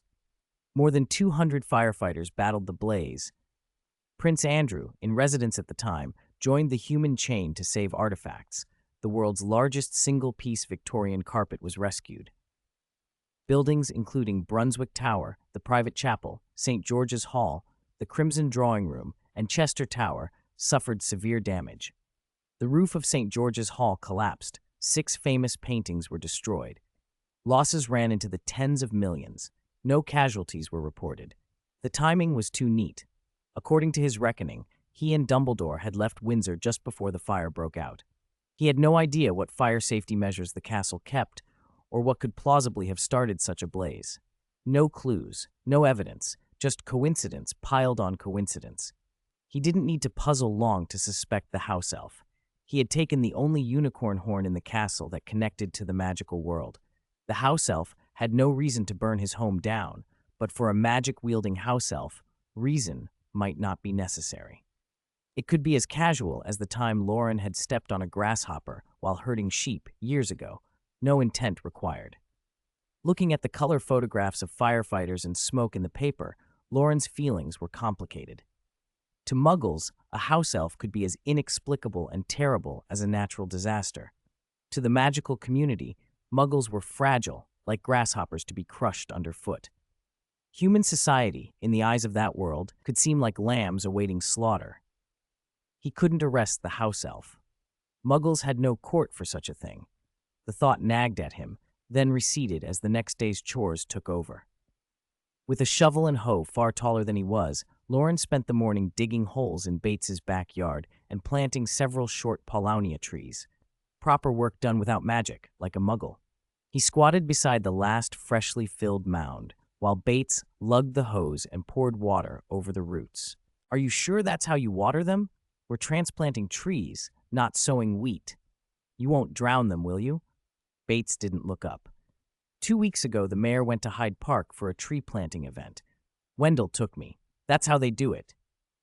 "A politician's show," Loren muttered. "Even if those saplings die, they'll make a show of it and be back on the front page." The autumn air was sharp and clean. The yard was muddy, but the leaves of the paulownias were still a tender green. Loren lay back and watched the sky through the foliage, the blue so deep it felt like being pulled into it. By evening, he was back at Hogwarts, a parcel of sweets in his pocket. He found Harry, Ron, and Hermione where they'd been conspiring, Myrtle's bathroom. "So you've confirmed the monster in the Chamber of Secrets?" Loren asked, popping chocolates into his mouth in a casual rhythm. "Yes." Harry had opened Fantastic Beasts and Where to Find Them to the Basilisk entry. After Madame Norris was attacked, Hermione deduced 2 clues, petrification and snakes. She led us on the hunt based on that, but brewing took priority, so Ron and I kept searching. I ran into Rolf in the library. Thought I'd ask since his family's in that sort of thing, and he pointed to the basilisk straight away. Ron grinned, holding up a torn page he'd filched. Hermione smiled too. "Dumbledore said once most students go home for Christmas, he'll order a full search of the castle." Loren's face tightened. He chose his words carefully. "But Harry, it's a month until Christmas. That's plenty of time for Malfoy. No, for a basilisk, to send half the Muggleborns to the infirmary." He read aloud the bit about the basilisk's gaze. Only an indirect glance, through a reflection, caused petrification. A direct look killed. Madame Norris and Colin were just lucky. Others might not be so fortunate. The 3 froze. Loren swallowed back a smile and kept pressing. And what if a full search finds nothing? The basilisk only comes out to commit crimes. Otherwise, it hides in the chamber. No one's found the chamber for 1,000 years. Can you be sure a search will find what's meant to stay hidden? Harry and Ron exchanged a look and sprinted off for the headmaster's office. Hermione rose and returned silently to the cold cauldron of the polyjuice potion, stirring where the fire had died too long ago. Loren followed, stuffing snacks in his mouth and offering one to Hermione when her hands were full. "Where have you been for the last day and a half?" she asked through a very full mouth. "Dumbledore took me to visit a senior," Loren said. He didn't like to explain more. Tom Riddle had presented himself as a senior. It had been enough. Hermione's voice carried a whine of envy. "I guess I'll only go home for Christmas, but if they search over the holidays, I want to stay and see it happen." "Go home," Loren said, handing her a biscuit. "Seeing the basilisk isn't worth missing family." "Maybe it'll be found before Christmas," she sighed. "Not looking good," Loren said, peering into the cauldron at the lacewing flies bobbing in the stew. "The fire went out too long. It'll take double to fix." "You're insufferable." Later that night, he headed toward Lockhart's office. The corridor was empty, and his footsteps echoed, but he knew he was not alone. Since Dumbledore's warning outside Windsor, Loren had watched for the house elf's gaze. The elf had been following him more closely since dinner, slipping in and out of the castle's shadows, behind staircases, inside hollow suits of armor, agile and silent. It had lost a little finger on its right hand. Loren caught the house elf's muttering as he passed a doorway, words meant only for itself, a servile whisper. "The missing finger is my master's punishment for my incompetence. I should be punished." Another hiss of resentment. "I hope this damned muggle little wizard does not leave the castle again. If I lose him, my head will be used to hatch snake eggs." He knocked and pushed open Lockhart's door. The office glittered with portraits and photographs of Lockhart smiling every conceivable smile. The professor stood before a mirror in a loud magenta robe, striking pose after pose with his wand as if practicing for a portrait. "Hey, Loren, perfect timing. Quick, tell me which wand-holding pose looks best."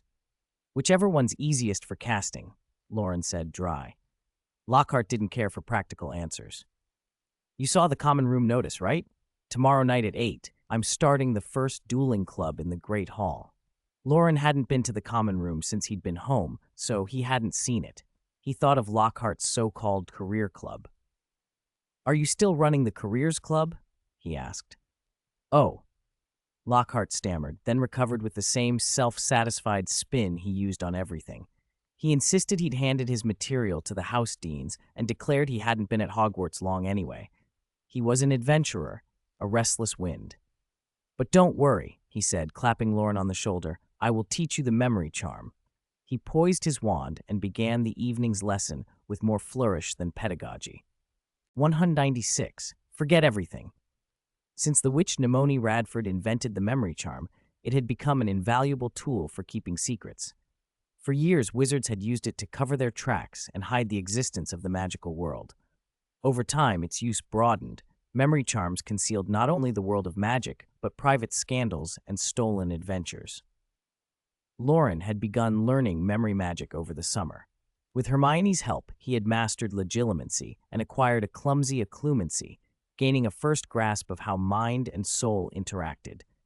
Professor Lockhart's lessons helped him distinguish deeper memories from superficial ones, sharpening his sense of the soul. In theory, Loren felt he'd learned the essentials. What he needed now was practice. Lockhart, however, had no intention of letting him practice. With the professional club defunct, Lockhart's teaching had become perfunctory. He wasn't expecting fame from it, so he simply planned to drag it out until he left Hogwarts the following year and let the matter fade. His lessons turned into a string of memory charm anecdotes in which he trumpeted his own brilliance. In the 18th century, the foolish witch Dorcas Twelvetrees told a muggle about the American Magical Congress, he would begin. Radicals got involved, and a large-scale conflict nearly broke out. Afterwards, they used the memory charm extensively, though a few slipped through. What a pity I wasn't around then, otherwise. He stopped and winked at Loren. "It's a great pity." Dorcas Twelvetrees' father was the American Magical Congress treasurer and galleon administrator. He might have offered a handsome reward to anyone who could help and keep his career intact. Dragon coins were, in the American magical world, equivalent to galleons here. The treasurer and galleon administrator was basically the finance minister. Memory charms could be used to clean up dirty work. Loren nodded as Lockhart went on. "Believe me, Loren, the memory charm has great potential. You should try to open your mind." Lockhart glanced at the clock on the wall, his smile easy. It's 9:15. Let's stop for today. Young wizards need enough sleep. Professor, shouldn't we practice? Loren put on an eager mask, already drawing his wand, pretending to be the impatient student desperate to try a new charm. Lockhart put on his professorly air, smiling paternalistically. The memory charm is dangerous. Don't rush it. For now, you should study the theory. When you've mastered it, I'll provide guinea pigs. Then we'll move to more intelligent subjects. It'll be a long process. Loren cut him off with a startling announcement. Professor, do you know the monster in the Chamber of Secrets might be a basilisk? Lockhart's eyes widened. Loren seized the chance and aimed his wand at the professor's face. Obliviate. Invisible magic slid through Lockhart's eyes and into his mind. Loren made the charm sweep through the office portraits as well. It was his first time casting the memory charm. He was a little clumsy. Lockhart blinked, shook his head a few times, and looked puzzled. Where were we? All the portraits kept their forced smiles as if nothing had happened. Loren allowed himself a small, satisfied smile.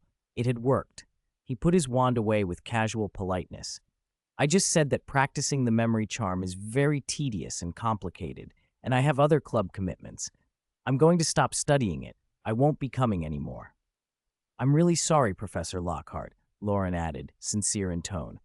Lockhart hesitated, then reconstructed the recent conversation. He had indeed been warning the boy the memory charm would be a long process. Loren's voluntary withdrawal was exactly what he wanted. He suppressed his pleasure and affected regret. No need to apologize, though it's a shame. Young wizards should try everything. I respect your decision. They performed their farewell with the right mixture of reluctance and cordiality. As the door swung shut, each let out a quiet breath of relief. Lockhart returned to his mirror, wedged his wand between thumb and second knuckle, struck an extravagant pose, and practiced a dazzling smile. Perfect. This will be the cover for Wandering with Werewolves 2, he muttered. He imagined ghost gatherings, muggle werewolf armies, Bates, and himself saving Hogwarts from the Chamber of Secrets. The next book would be a bestseller. He stayed busy arranging the next installment until the 10 o'clock bell chimed. Happy times fly, he murmured. Loren walked the castle corridors at a leisurely pace. His footsteps echoed and carried through the night, fading into shadowed recesses. The house elf trailing him heard everything. Loren had considered erasing Bates entirely from Lockhart's memory, but decided against it. Doing so would leave too many gaps. Bates and Lockhart had traveled together months ago. Deleting a large chunk of those memories would be obvious. Faking them would be too much trouble. He planned to find a better opportunity to wipe Lockhart's memories of the last few years at once. Loren climbed the stairs. The Defense Against the Dark Arts office was on the 3rd floor. The Gryffindor entrance was on the 7th. The house elf, reluctant to make noise, followed by disapparating from place to place. Loren didn't want to alert anyone or disrupt Dumbledore's plans, but now that he had the memory charm, he could be less paranoid. At the top of the 7th floor, he turned the corner toward the fat lady's portrait. Timing it, he slipped the disillusionment charm over himself. With a soft pop, he vanished from sight.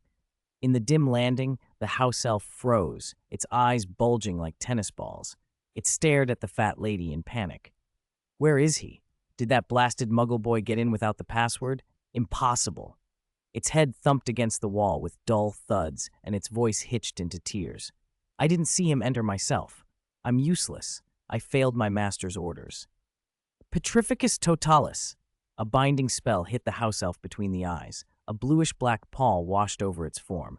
It stiffened and collapsed where it stood, unable even to twitch a finger and disapparate. Transparent ripples shivered in the air, and Loren stepped out of them. He squatted and studied the motionless creature. It was emaciated, loose skin struggling over bones, bat-like ears, panic frozen on its face. Though it could not move, the house elf could hear him and see him. It knew it had been found out. Its mind narrowed to one dread. My head will be used to hatch snake eggs. Can you tell me your name? Loren asked gently. Even facing humiliation and punishment, the house elf's loyalty was reflexive. It would not betray its master. Malice flared in its eyes, aimed at the lowly wizard who dared question it. But Loren's crystal blue gaze had a pull. The shadows in his pupils seemed to swirl, and the house elf felt something travel along that spiral into its eyes, through to its brain and soul. "So cruel," Loren observed in an almost gentlemanly tone. "Just for failing a task, your head will be used to hatch snake eggs. That's inhuman, isn't it?" A chill ran through the house elf. Loren's voice was soft. "So what is your name?" "Don't think, don't remember." The creature tried to command itself. The more it fought, the clearer the answer became. Under Loren's steady stare, the house elf's pupils trembled. "Pig," it thought, and Loren smiled. "Pig, nice to meet you." Tears of despair welled in Pig's eyes. It wanted to die, but it could do nothing but let legitimacy probe its thoughts. Loren's smile stayed warm, almost friendly. "First question, why did you set Windsor Castle on fire?" Pig was confused. Why burn Windsor Castle? There was no reason it could give that would satisfy logic. Only the simple fact that such an action would appease its master and keep its head. That was the entire justification. Loren read the images and the headlines. An inferno so massive smoke could be seen 5 miles away, scores injured, 200 firefighters rushing in. All of it performed to keep a head intact. Loren's mood darkened, and he eased off the pressure of the legitimacy. The relief was instantaneous. The despair in Pig's eyes showed tiny cracks. Loyalty flared and was twisted into resentment. How dare this muggle think himself superior now that he held power over me? Loren's temper shifted between annoyance and curiosity. He deepened the legitimacy and plunged farther into the house elf's memories. Pig had been a servant at Crab Manor. Early in the school year, an Albanian house elf had arrived at Crab Manor with a strange venomous snake and found a new master. That snake was not a snake at all, but a wizard who could communicate with people and control other snakes. Pig watched as serpents slithered into the Albanian house elf's mind. The serpent became the new master. Pig had started delivering letters to werewolves, letters to Crab Manor, and recently to the Ministry of Magic. When not carrying messages, he watched Loren Morgan and reported every move. Loren already knew the rest. "Werewolf? Ministry of Magic," he murmured, and Pig writhed inwardly. The house elf's loyalty bent it to self-loathing. Its sense of duty had condemned it to betray his master. Loren saw fragments that only fed more questions. What did Lord Voldemort and the crabs hope to accomplish?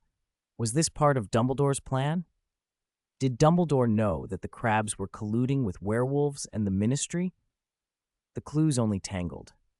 Loren patted his temple as if to steady his thoughts and sighed. "Never mind. Tomorrow, I'll go to the headmaster's office and tell Dumbledore everything. If the sky falls, he'll be the one to hold it up." That decision settled him. He looked down at Pig and let out a small, rueful chuckle. "Sorry about our first meeting. Take a nap. When you wake up, you won't remember any of this." Pig's pupils shook at the implication. "It won't hurt," Loren promised, and brought his wand close to the house elf's tennis ball eyes. He pointed and murmured, "Obliviate. 197, repair mirror." The Gryffindor common room was crowded as it always was on weekends when there were no classes.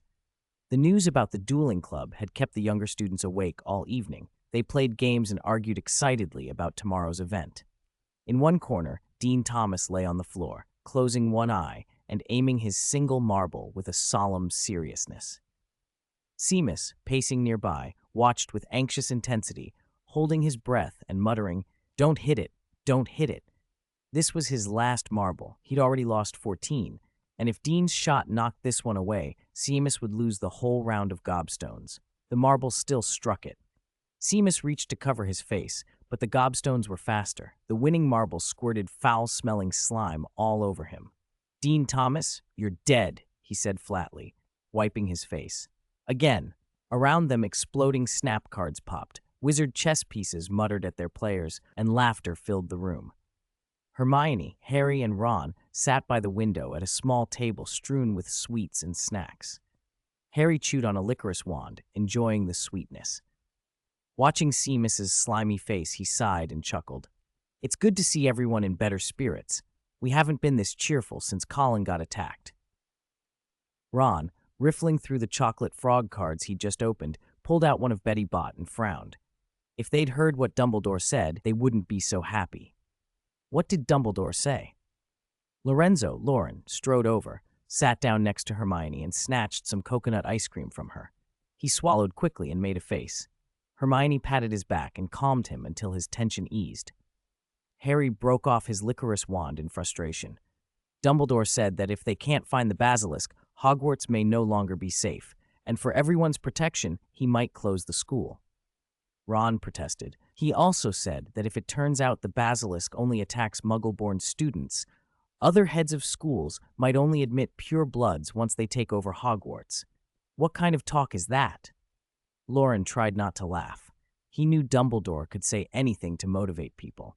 Hermione kept patting his back. Don't worry, even if the professors search the castle and can't find the basilisk, we'll get the location of the Chamber of Secrets out of Malfoy somehow. Hogwarts won't close. That's right, we'll protect Hogwarts. By the way, did you see the notice for the dueling club? Who do you think is running it? I reckon Flitwick. He used to be a dueling champion. They talked over snacks, worrying about things adults ought to worry about, and pledging to defend the castle. In that mood, Loren grew calmer and relaxed. He looked out the window at the night sky where stars gleamed like pearls. The common room stayed noisy until well after 11. After saying goodnight to Hermione, Loren, Harry, and Ron climbed to their dormitory and slept. No one noticed Loren's blanket puffing up, a faint silver glow leaking from the gap between blanket and bed. In the alchemy laboratory of the fantastic book, a stone sphere enclosing the Philosopher's Stone floated in midair. Nicholas Flamel's portrait moved around it, more excited than usual, his outline blurring like a cloud. Protection seals. I can see dozens of alchemical arrays engraved on the inner layer of the sphere, but those are auxiliary. The real wonder is the power inside the stone. Astonishing, Flamel exclaimed. Albus is first and foremost a powerful wizard, and then an alchemist. Loren stood on the floor holding a unicorn horn in one hand and Bloody Mary's hand mirror in the other. He looked helplessly at the hovering portrait. You can study the stone later. Right now I need your help repairing this mirror. Flamel paused in his circling, more interested in the stone than in a broken mirror. There's no need to study it further right this minute. The Philosopher's Stone's magic is beyond me. I can't learn it or analyze it. He turned to Loren impatiently. Didn't I show you? Melt a mirror surface with a unicorn horn. What's so difficult about that? Loren felt like answering that it wasn't Flamel's fault he couldn't absorb that magic.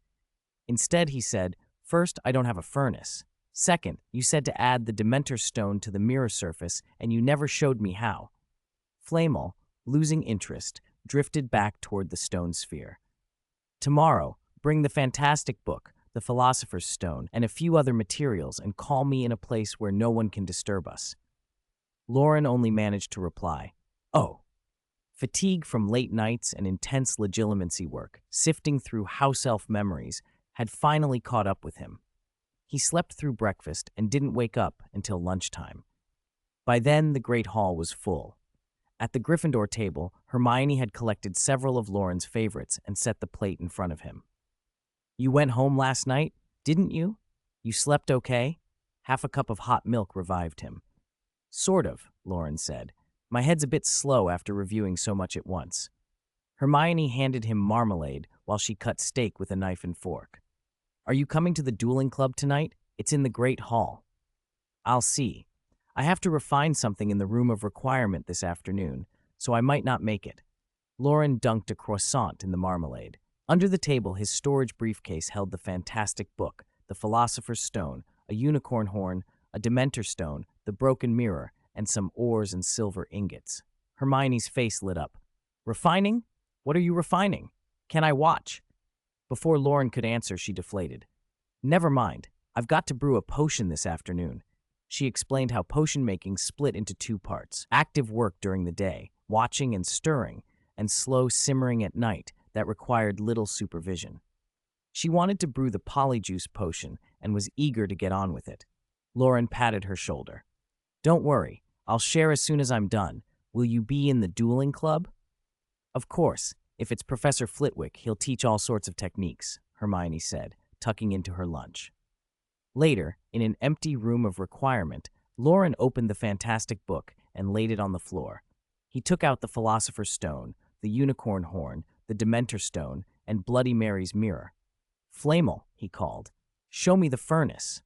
Flamel's portrait appeared, smiling. "The key is the fantastic book. This is Nick's masterpiece, more than a collection of knowledge." Seeing Loren flip through it empty-handed, Flamel prompted, "Put the Philosopher's Stone beside the portrait on the book's cover." Nick's portrait sat at the center of the cover, and beneath it were 4 small round emblems: a book for the library, crossed wands for dueling, a cauldron for potions, and scales for alchemy. Loren placed the Philosopher's Stone next to the portrait. Nick's painted eyes opened and winked.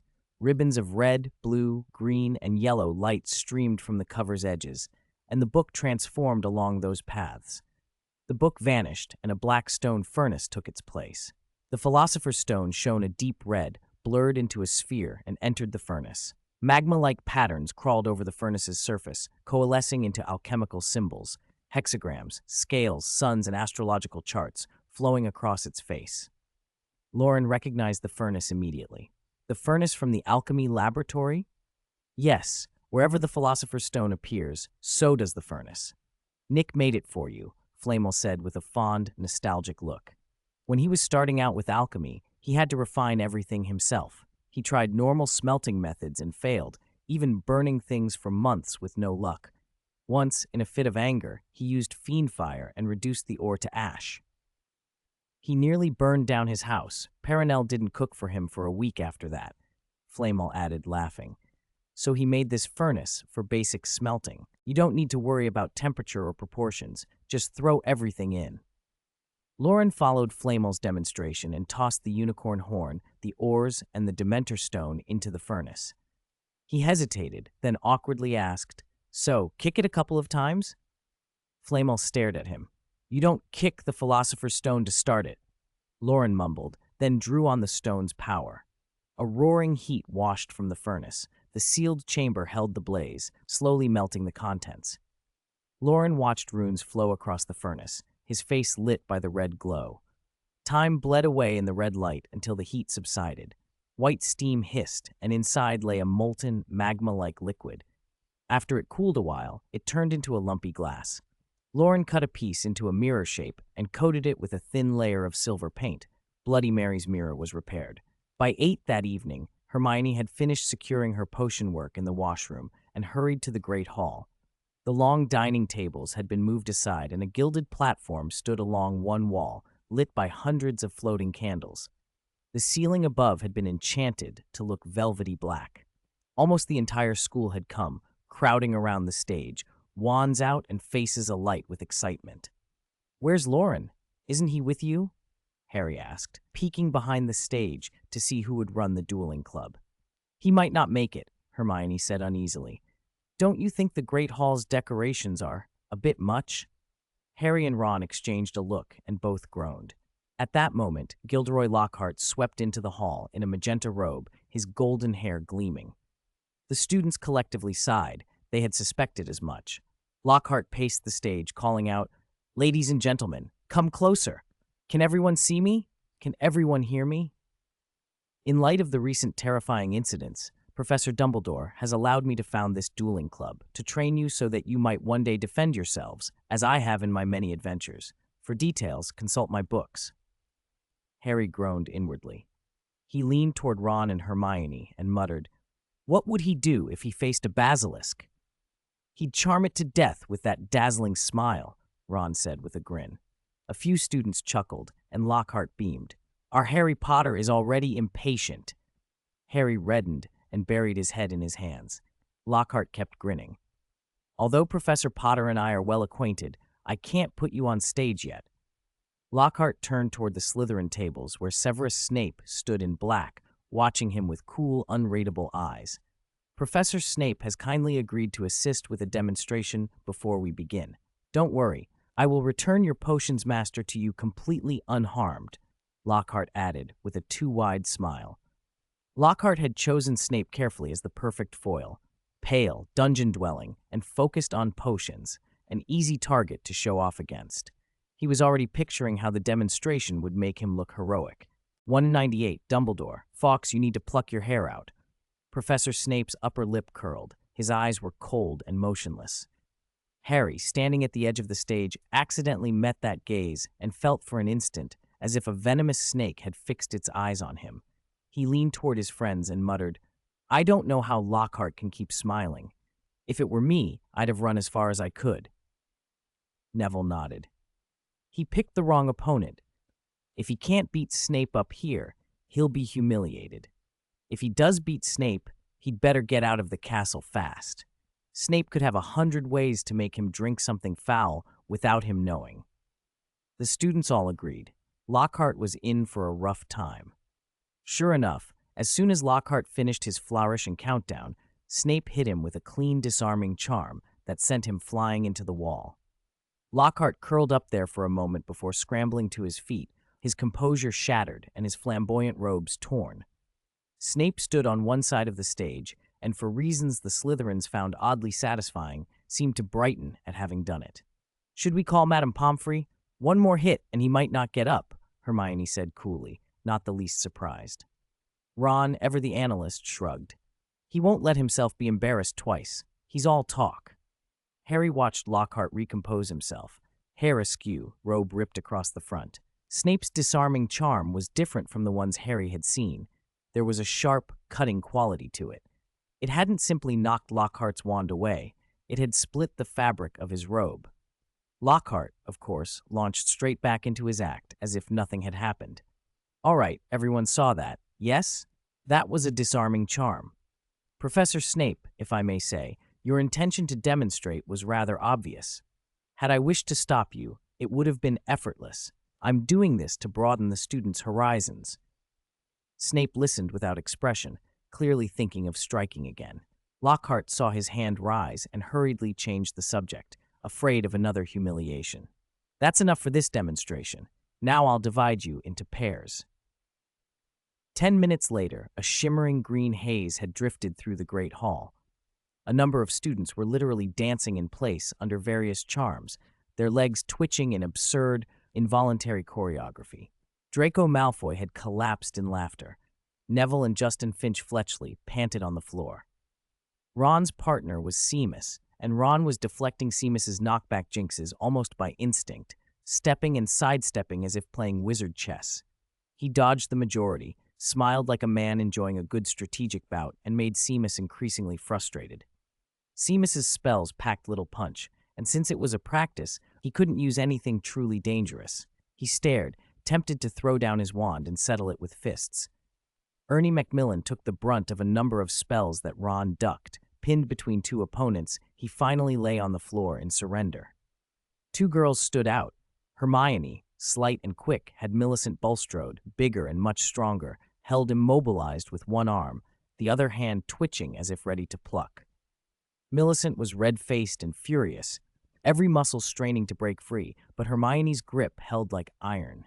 Justin and Neville, taking a breather on the floor, watched in slack-jawed amazement. "Is this what Gryffindor girls are like?" Justin whispered. Neville's face matched his amazement. "Yes. No. I don't know." Lavender and Parvati, Hermione's dormmates, watched in shocked silence. Lavender paled. "Should we apologize to Hermione for how we behaved in first year?" Parvati shook her head. "She probably didn't hold it against us. Otherwise, we wouldn't be standing here." From the doorway, Loren, who'd rushed from the room of requirement, watched the spectacle with delight. Lockhart's voice then cut through in a panic. "Oh, Miss Fawcett! Pinch hard! The bleeding will stop." Ravenclaw's Miss Fawcett, trying to dodge a stray jinx, tripped over herself and hit the floor hard, breaking her nose and sending blood spurting. The sight sobered the entire hall. The excitement died instantly. Only Harry and Malfoy were still moving. Harry because he'd been under a charm, Malfoy because he found the chaos amusing. Miss Fawcett, dazed, actually tried Lockhart's panicked advice and pinched her nose. Seeing this, Snape could not abide Lockhart's incompetence. He crossed the stage, gave the girl a disdainful look, and stopped the bleeding with a brisk healing spell. "Take her to Madame Pomfrey," he ordered, and a couple of Ravenclaws carried Miss Fawcett off. Snape moved on to Harry and Malfoy, and with a curt flick and finite incantatem, removed the tickling and dancing charms. He shoved them back to their house tables. Harry's momentary gratitude vanished under the rough push. As he walked away stiff-legged, Ron gave his shin a light kick. "What happened?" Ron asked. "With your dueling, you should have blocked that dancing charm." "Hiss," Harry hissed. "Don't, it cramped." Seeing Ron poised to kick again, Harry clamped his hand on Ron's sleeve. My scar hurt for a moment." "Don't tell me Voldemort's back," Ron muttered. "It wasn't that bad. It passed." Silence settled across the Great Hall. The students watched Lockhart and Snape, and Hermione wiped a thin sheen of sweat from her brow, but couldn't hide her excitement as she bounced over to Loren. Loren straightened her collar with a fond, amused look. "You didn't look like a girl who'd been in a fistfight," he said gently. "How'd you end up in that state?" Hermione, who had in fact pulled a strand of hair off Millicent, blushed but spoke proudly. "Lockhart paired us up, and it turned into this. I did get a bit of her hair. Hey." Loren remembered that Hermione had once mistaken cat fur for hair over the Christmas holidays, and smiling asked, "Are you sure you got hair from her head? Not, cat fur by mistake?" Hermione shook her head. "I was aiming for her head but didn't want her to notice. I pulled it from her collar. It's definitely human hair." Loren nodded. Who wouldn't be curious about a Hermione with cat ears? Snape had by then quelled most of the mess. Lockhart climbed back on the stage, flustered but determined to take charge again. "Ahem, Professor Snape did exactly the right thing, as I had hoped. Next, I shall teach you how to stop unfriendly magic." A cold look from Snape made him stop. He scanned the students, looking for volunteers. "Now I need 2 to demonstrate. Longbottom and Finch Fletchley. How about you 2? Neville and Justin shook their heads so vigorously it made them look ridiculous. Before Snape could suggest anyone else, Crabbe pushed forward with a grin, fixing Loren Morgan in his sights. The students buzzed. No one really knew why Crabbe had targeted Loren, a Gryffindor of curious Muggle background whom Crabbe disliked. Snape smelled something familiar on Crabbe, an odious hint of the Death Eaters, but it was subtle. Harry and Ron, having seen Loren earlier, assumed no student their age could best him. Harry leaned close, ankles still sore and twitching, and whispered, "Go on." Loren hit him with the dancing feet and tickling charm together. "Make him squirm." Ron jabbed his approval. "Make him cry. Let Slytherin see how strong we are." Loren's eyes narrowed. For a moment, the faint crystalline blue light in his pupils caught and dimmed. He appraised Crabbe's magic, heavier than most classmates, but not on the level of someone possessed. There was one worrying sign, though, a black, sickly light on Crabbe's chest, echoing something Snape had once had on his arm. Hermione tugged Loren's sleeve, shaking her head. She did not want him to fight. "It's fine. Snape's here," Loren said softly, patting her hand, and stepped up to face Crabbe. Snape bent close and whispered, "Something's not right. If it goes wrong, run to me." Loren only chuckled. "Professor, maybe warn your own students too." Snape gave him a tap on the head and walked away. The sight reassured the others. Snape had simply been giving a routine warning to the duelist. Lockhart, trying to keep up appearances, patted Crabbe's shoulder. "Don't worry. When Loren points his wand," he flourished his own wand but characteristically dropped it. "Oh dear, my wand seems a touch overexcited," he babbled. Crabbe spat at him, and with a violent glare, stepped to the center of the stage. "Muggle," he muttered. Loren smiled as he bowed. Crabbe's first move was a sneak attack. "Petrificus totalis!" A bluish-white bolt streaked toward Loren's face. Loren sidestepped gracefully, and the Gryffindors in front shouted their outrage at the cheap shot. Crabbe fired 2 more spells in quick succession, Impedimenta and Stupefy, cutting off Loren's retreats from both sides and leaving a brief opening in the middle. Loren leaned back and probed Crabbe's magic instead of ending the duel quickly. Crabbe, stung by the crowd's taunts, snarled and shouted, "Confringo!" 3 blasting curses converged from different angles. Professor Snape, wand already raised to intervene, watched as Loren finally flicked his own wand, shielding himself. "Protego!" For a heart-stopping moment, Snape lowered his wand. The blasting curse slammed into Loren's shield, but under the angle of impact, the spell ricocheted faster and more brutally, burying itself into the black light on Crabbe's chest. For an instant, everyone saw Crabbe go pale. He breathed in sharply, then glared at Loren and snarled, "Again!" Snape let out a quiet, relieved breath. It had been a student's-level curse, nothing that would truly maim. The hall erupted into cheers. "Awesome!" boys shouted. The girls watched with admiration. Loren examined the dark mark on Crabbe's chest with a small, unreadable smile. The strength of that curse, transmitted through his shield, had been real, powerful enough to smash solid stone. He caught himself thinking about anatomy. The mark wasn't over the heart. If it wasn't meant to kill outright, Madame Pomfrey could patch someone up. That thought seemed to make him more measured, not reckless.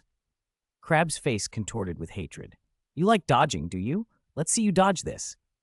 He bellowed, "Serpensortia." A black snake erupted from his wand, striking the stage and slithering toward Loren with its head raised. The crowd screamed and recoiled. Crabbe immediately cast Geminio, multiplying the black serpents until they poured forward as a writhing tide. The serpents' color and speed made heads turn. Black serpents, and the faculty exchanged worried glances. Black snakes? Parseltongue? The implication prickled. Loren moved fast. He transfigured the stage surface. Threads and strands unfurled from the wood like thick yarn, tangling around the black snakes and wrapping them into tight, rolling balls. But one snake had slithered off stage and was heading straight at Neville and Justin. It arched its head, fangs bared. Neville and Justin froze. "Go away!" Neville suddenly shouted, and in the same motion he seized the snake by the tail and slammed its head against the floor over and over. Smack! Smack! Smack! The snake's skull crushed beneath the force, gore and scales scattering, and the students nearest fled in alarm. Neville kept at it until he was exhausted, then let go and the broken snake twitched comically on the floor. A stunned moment held the hall, then pandemonium broke out again. The Weasley twins and Lee Jordan cheered Neville, hauling him up on their shoulders, but Lockhart, never missing a chance to grandstand, strolled forward and addressed the ruined serpent with faux gravitas. "Serpensortia, simple magic, a little on the dark arts side. Do you know the best way to deal with it?" Loren had a bad feeling and started forward to stop Lockhart, but Lockhart's wand misfired. "Evanesco!" Lockhart cried. The crushed snake flew up as if sewn back together. The spell hadn't vanished it. He'd revived it. Worse, the revived snake had become bigger and more terrifying, thicker than an adult's thigh. It spat and hissed, advancing again. "Hiss! Saya Hasa hiss!" It hissed. Before anyone could react, Harry stepped forward. He spoke in a low, strange tongue, and the great python paused, turned, and began to slither away at his command. There was a ripple of shocked, disapproving whispers. Ron and Hermione hurried Harry out of the hall under a rain of questions and murmurs. Snape dealt with the rest of the chaos. With a precise motion, he turned the remaining snakes into a fine black smoke and dismissed them. He instructed the prefects to shepherd the students back to their houses and issued a stern warning not to spread rumors. Later, just inside the side door to the right of the high table, the remnant of the commotion washed out like a tide. Loren listened to the uneasy, rising chatter and quietly asked Dumbledore, who stood nearby in white robes, "Was this your plan, Headmaster?" Dumbledore, his gaze following the now empty path Harry had taken, did not look triumphant. The old sorrow in his eyes was quiet and deep, and his voice was gentler than a whisper.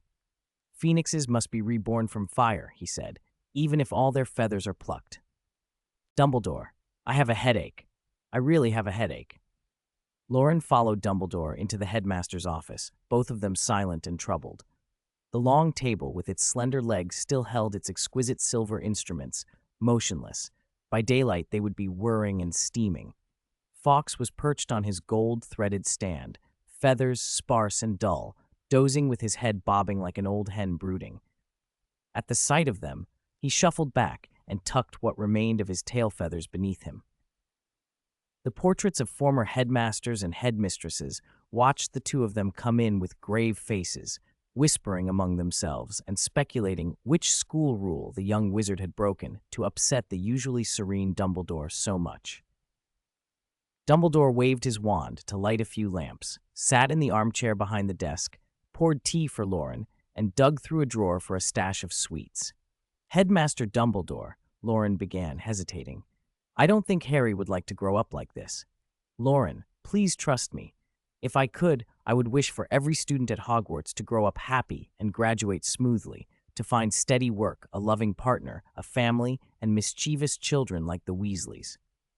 Dumbledore's eyes looked tired. His shoulders carried the same weight. But there isn't much time for Harry to grow. I think you noticed the strangeness on Crabbe's chest. Loren remembered the duel. He had mercilessly reflected a bat bogey hex into Crabbe's chest. Crabbe, last year barely more than a Slytherin tailender, now fought beyond his years and bore a strange black light on his breast.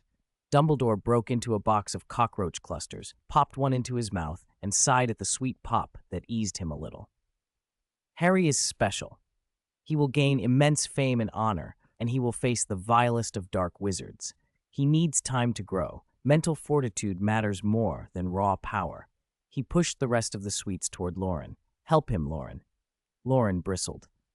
Understood. You should be more worried about the ministry. Last night, he told Dumbledore how he'd used legilimency on the house elves' memories and found collusion with werewolves and the ministry. I even have a werewolf friend who knows now. Dumbledore's face grew serious.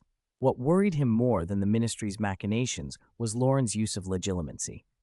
He set his cup down and spoke slowly and firmly. Loren, stop using legilimency. Loren blinked. Why? Many scholars and charms experts defend the reasonableness and legality of legilimency. The Wizengamot discusses it every year, but it remains undeniably a branch of magic that preys into people's hearts. He raised a hand before Loren could answer. I know what young people think. Magic is merely a tool, neither good nor evil, only the wielder decides. I thought the same once. I believed myself so clever I could control magic without being changed by it. The closer I came to its source, the more I saw my own ignorance and arrogance. The soul is the most mysterious realm of magic. No one has ever fully understood it, but every branch of magic reflects its nature, and magic affects the soul in return. You've heard that dark wizards who immerse themselves in the dark arts cannot produce a Patronus charm. That is the dark arts changing the soul. Loren remembered Flamel's warning when he practiced Sectum Sempra. The caution from two older wizards made him take a step back. He began to review his actions, probing house elves' memories, using memory charms to cover his tracks, reflecting a bat bogey hex at Crabbe. He fell silent, thinking. Dumbledore watched him with patient expectation.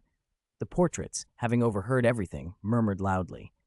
Dilys Derwent, an 18th century healer whose portrait hung both at Hogwarts and St. Mungo's, agreed strongly. The dark arts are like sewage, they will stain a pure soul black. Headmaster Black, a Slytherin, scoffed and puffed at his goatee. Nonsense. The dark arts reach into the essence of the soul. If you keep hold of yourself, they are a powerful tool.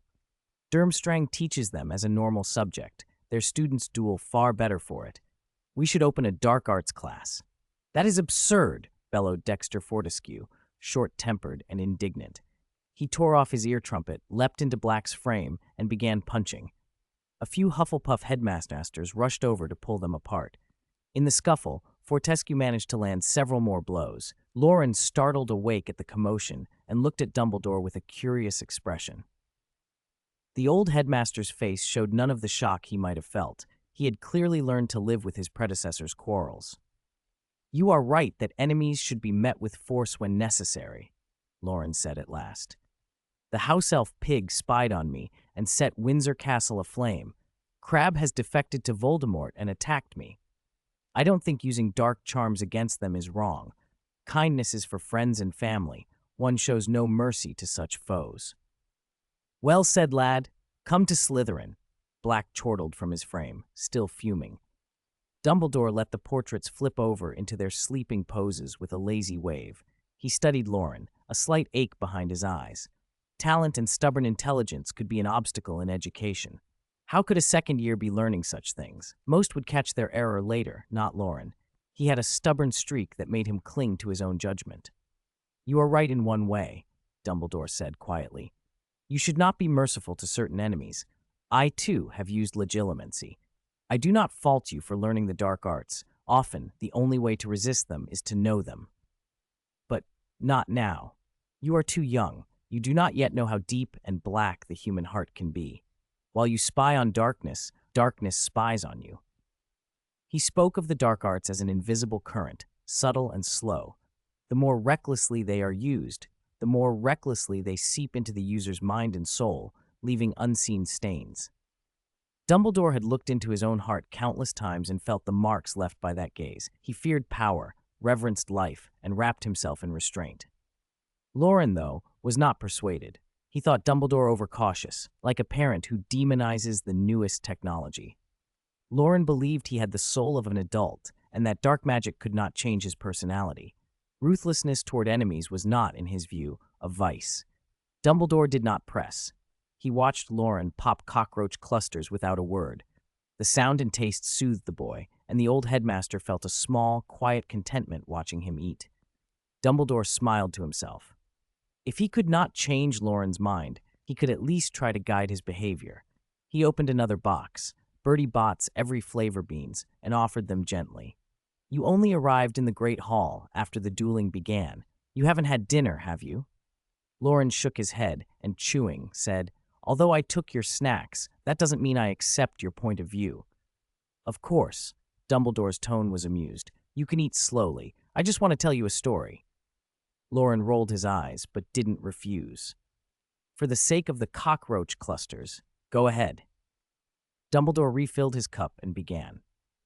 "This is the second tale in Beetle the Bard, the Good Fortune Spring."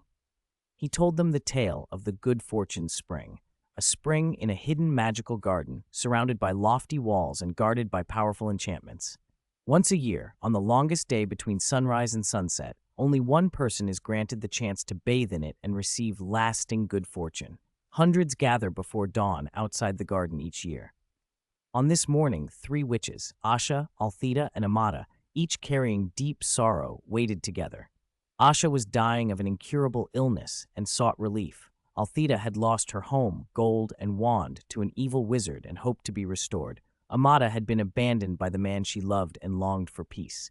They pledged to help one another if fortune smiled upon them. As the first light broke, a crack opened in the wall. The crowd surged. Vines from the garden snaked through the gaps and wound around Asha, pulling her inside. She grabbed Althea's wrist. Althea held Amata's robe. Amata stumbled over a grim knight's armor and dragged him in as well. The angry crowd on the outside roared as the wall shut fast again. Inside, the knight, Sir Lackluster, told them he was a non-magical man with no special skill. He thought he had no chance against witches and tried to withdraw. Angered, Amata called him a coward and demanded he draw his sword and help them. They pressed on together.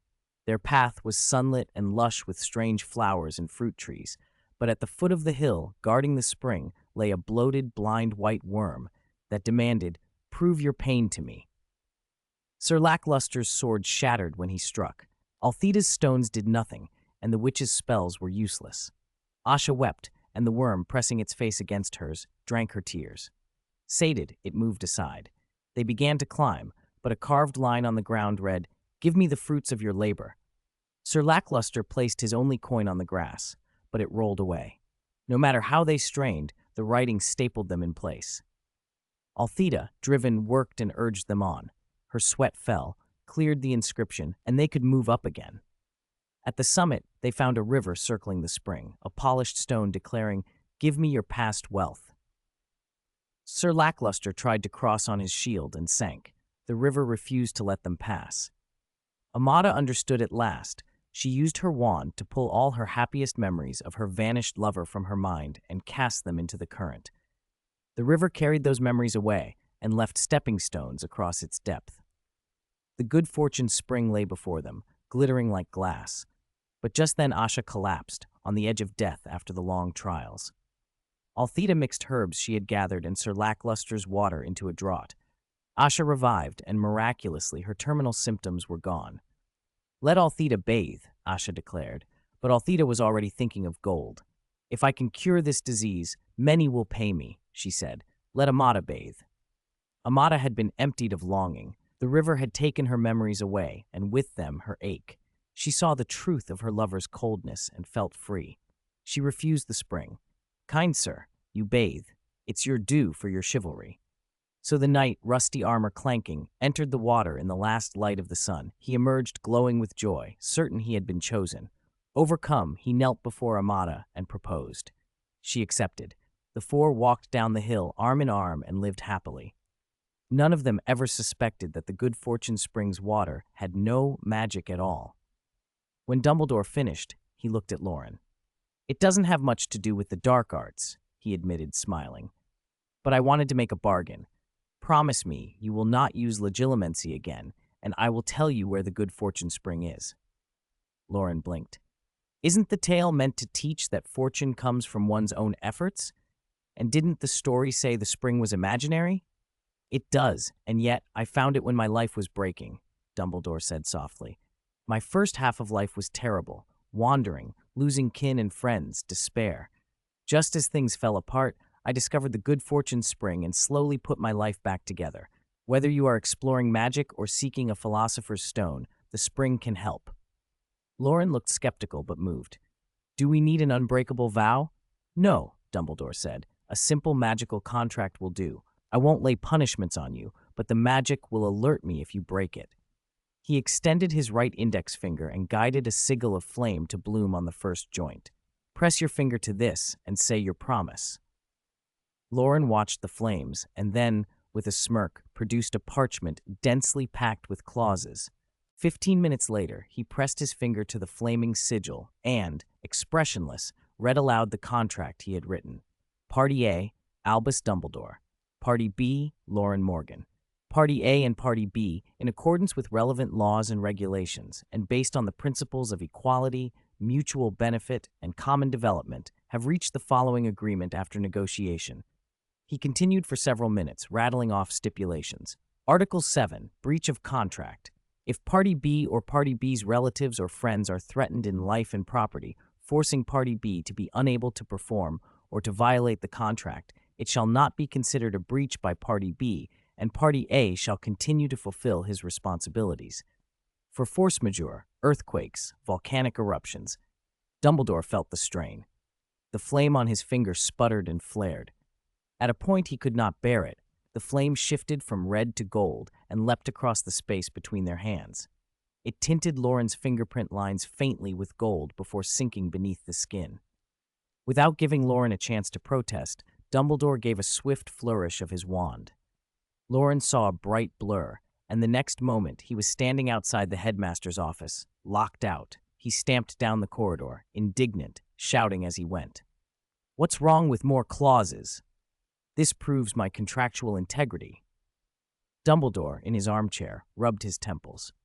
He had not wanted to force the matter, but he could not allow Loren to practice invasive magic unchecked. He had bound the boy for his own good, and for Harry's. Good Fortune Spring. The Good Fortune Spring is on a high hill in a secret magical garden, walled and guarded by strong enchantments. Once a year, on the longest day between sunrise and sunset, one person is granted the chance to bathe in its water and gain lasting good fortune. Before dawn, a motley crowd gathers outside the garden, rich and poor, old and young, magical and non-magical, each hoping to be the lucky one. 3 witches carrying deep sorrow, Asha, terminally ill, Althea, robbed of her home, gold, and wand, and Amata, abandoned by the man she loved, stand together and promise that, if one of them is fortunate, they will help one another. As sunlight breaks, a crack opens in the wall and vines reach through, pulling them inside. A scrawny knight on a miserable horse tumbles in with them. The mob outside roars as the wall seals. A bloated, blind white worm bars their way at the hill's base and commands, "Prove your pain to me." The knight's sword shatters, stones and spells fail, and nothing works until Asha's tears drip into the worm's mouth. Sated, it moves aside. Higher up, an inscription demands, "Give me the fruits of your labor."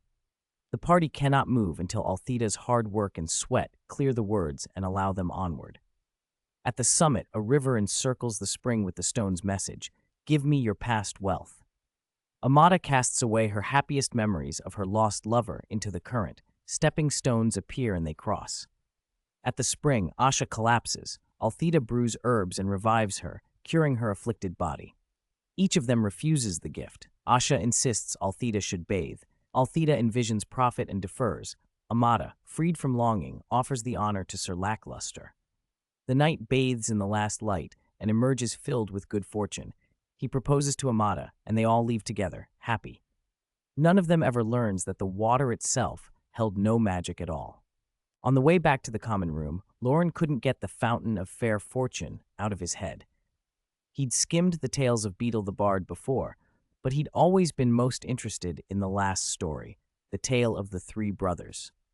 Now it seemed the Deathly Hallows were real, and the fountain was real too. If those stories could be true, what about the others? The wizard and the hopping pot, the warlock's hairy heart. He muttered the names under his breath, told the fat lady the password, and slipped into the Gryffindor common room. The circular room was hung with Halloween streamers, and a cheerful fire snapped in the hearth. A cluster of students crowded around Neville, smudging creams over his face to salute his bravery. "That was amazing! Neville, I never knew you were so brave," someone said. Justin was petrified stiff, "And it was all your doing," another teased. "Why are you blushing? You weren't like that when you were waving the snake around. Ha!" Someone else laughed. The atmosphere was lively, and Loren felt a little relieved that Harry's trouble hadn't spoiled the whole evening. But Hermione, Harry, and Ron were nowhere in sight. He made his way to where Seamus and Dean were chatting by the window and clapped a hand on Seamus's shoulder. "I believe him," he said. Seamus, leaning on the glass, looked up and brightened. "Hey, Loren, tonight's duel was brilliant. Well, except for what happened after." "Have you seen Hermione and Harry and Ron? Where did they go?" Loren asked. Before Seamus could answer, Cormac McLaggen, 1 year ahead, always cocky and quick to grandstand, called out from nearby, loud enough for half the room to hear. "Unbelievable. Still looking for that one, are you?" He glanced at Loren with mock concern. "You're Muggle-born, aren't you? Honestly, you should go pack your things and move far away from him. As for Miss Granger, she should keep her distance too. Who knows when she might get petrified and end up in the hospital wing." McLaggen's voice carried across the common room. The chatter died away like someone snapping their fingers. Loren looked at him calmly and said, his tone level but clear for everyone to hear, "First, Harry is my roommate, my housemate, and someone who stood by me in life and death situations. I know him, and I trust him. Second, you couldn't even bring yourself to say his name, only referred to him as that one. That makes you look ridiculous." Murmurs rippled through the room. "He said his name?" It sounded like he was too scared to say Harry Potter's name. "Maybe he thinks he'll get petrified if he says it." Ginny Weasley's voice rose above the whispering. "Harry isn't the heir of the Chamber of Secrets. He wouldn't petrify anyone." Neville, still with cream smeared over his face from where he'd been hurriedly rubbing at it, stepped out of the crowd and stood beside Loren with earnest conviction. "I believe Harry, too." Seamus didn't say anything, but he moved closer, making his stance clear as well. McLaggen flushed crimson and leaned forward, louder than before. "Have you people heard? Harry Potter can speak Parseltongue. Doesn't that prove he's the heir of Slytherin?" "He was there when Madame Norris was attacked," another student chimed. "And Colin Creevey got petrified after he snuck into the hospital wing to see him. Isn't that enough?" "Rubbish," Ginny snapped, stepping forward to join Loren and Neville. "Ron was with him the night Madame Norris was attacked." McLaggen only smirked. "That just makes Ron an accomplice. Everyone knows the Weasleys are pure bloods. Your talk about not caring about blood really covers up how you protect your own. Even if you're not rich, you have 1,000 kids. A lot of mouths to keep the bloodline going, right?" Ginny's hair rippled like a red flag. She lunged forward, furious, but Fred and George grabbed her arms. Ginny, they soothed. "Don't. We'll handle him." Percy stepped forward then, blazer buttoned, prefect badge shining. He passed the three of them and caught the tail of Fred's words, then took his place between Loren and McLaggen. He raised his hand to quiet the room. "Professor Snape specifically warned us not to spread baseless rumors," he said. "Harry is one of our housemates. I expect everyone to wait for the school's investigation before making judgments." Slowly, voices began to die down. Oliver Wood and some of the Quidditch team moved up to back Harry as well, and that seemed to be enough to check the worst of the talk. The gathering dissolved into small groups. Seamus sighed and patted Loren's shoulder. When Harry and the others left, they went out for air. They said the astronomy tower has better air. "Where exactly?" "Astronomy tower. They said it's clearer up there."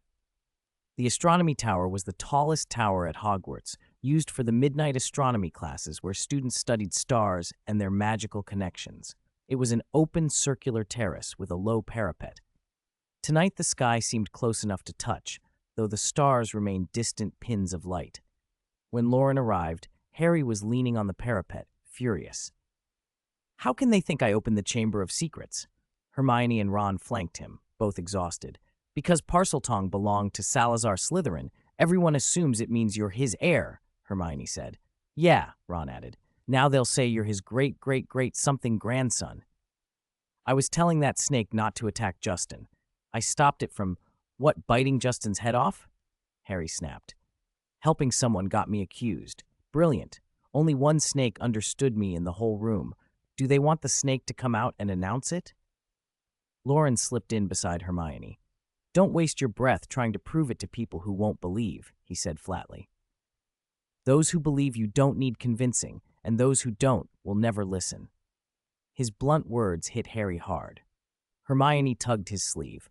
Ginny defended you in the common room. If George and Fred hadn't held her back, she would have. Why the hell did they stop her? Ron grinned, half sardonic. If Ginny saw how defeated you look right now, she wouldn't stand for it, Loren said, looking at Harry with a touch of scorn. Harry's eyes stung. He pushed away from the wall and started to head back down into the castle. I'm going to tell them straight. Explain that I was trying to save someone. I'm a Gryffindor, not Slytherin's heir. Hermione held him back. Calm down. Like Loren said, those who believe you don't need an explanation. Those who don't will never accept one. Exactly. You can't force the truth into their heads, Ron said. They sat back down to sort things out while a cold wind swept over them. Hermione conjured a few blue flames to warm them. Tomorrow look up Justin Finch Fletchley and explain it, she suggested. Whether he believes you or not, at least you made the effort. Find Headmaster Dumbledore too. He'll listen. If the professors are on your side, the rumors can't do much. For now, keep a low profile. We'll have Polyjuice Potion ready before Christmas. We get information from Malfoy, find the real heir, and this will be over. Listening to Hermione's plans calmed Harry bit by bit. The stars above were bright, and the castle below was a swath of darkness. For a moment, Harry felt something inevitable in the night, as if the tall tower was connected to him somehow. They talked about everything, Lockhart's incompetence, how powerful Snape had been in the duel, the Fountain of Fair Fortune, and the memory charm Loren had mastered. Hermione suddenly remembered that Loren had been missing all afternoon working on alchemy. She nudged him. What did you make this afternoon? Show us. Alchemy, Loren said. Harry and Ron remembered Loren's magical storage trunk and Hermione's enchanted pouch. They looked at him expectantly. Ron's eyes lit up. Is it storage for us? Loren hesitated, then smiled. I was going to give you storage devices for Christmas, but this afternoon I repaired something instead. Given his skill, fixing storage gear was easy. It would make up for forgotten presents. Long live Morgan, he said with a flicker of private amusement. Harry and Ron cheered without noticing anything odd.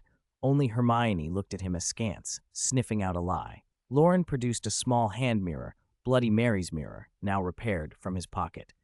It's not something I made, he explained. I repaired it. I don't even know its original purpose. He tapped the back, where tiny magic circles gleamed. I put in some runes when I fixed the surface. In its simplest use, flashing the mirror's reflection at someone can produce a short-term memory charm effect. He designed the circles to control the influence of a Dementor stone, restraining whatever strange memory-eating effect it had, and they happened to align with the memory charm he had been studying. They leaned in to look. The silver glass shimmered, a pale, moon-like sheen. 7 teardrop-shaped petals curled around the mirror's face like a flower. A slender, dark handle ended in a small red gem. A small bulge on the back looked like a calyx. So it can help Harry forget his troubles? Ron asked, grinning.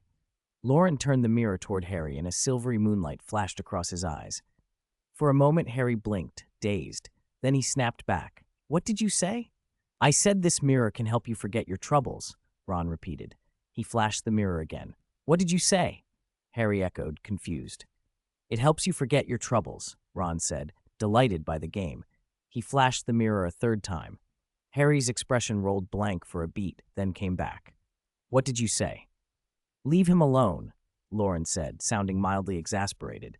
He's had a rough night. His emotions are up and down. His head's unstable. He'll be easily affected.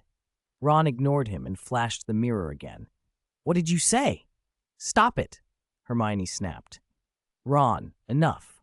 Ron flashed it a sixth time and laughed. Harry's jaw tightened until he couldn't stand it. What did you say? He demanded. This time the words charged as if he could break things with them. Hermione counted under her breath. You flashed him 6 times. Harry's fists clenched and he lunged forward. Ron dropped the mirror and bolted as Harry's hands closed like a hammer.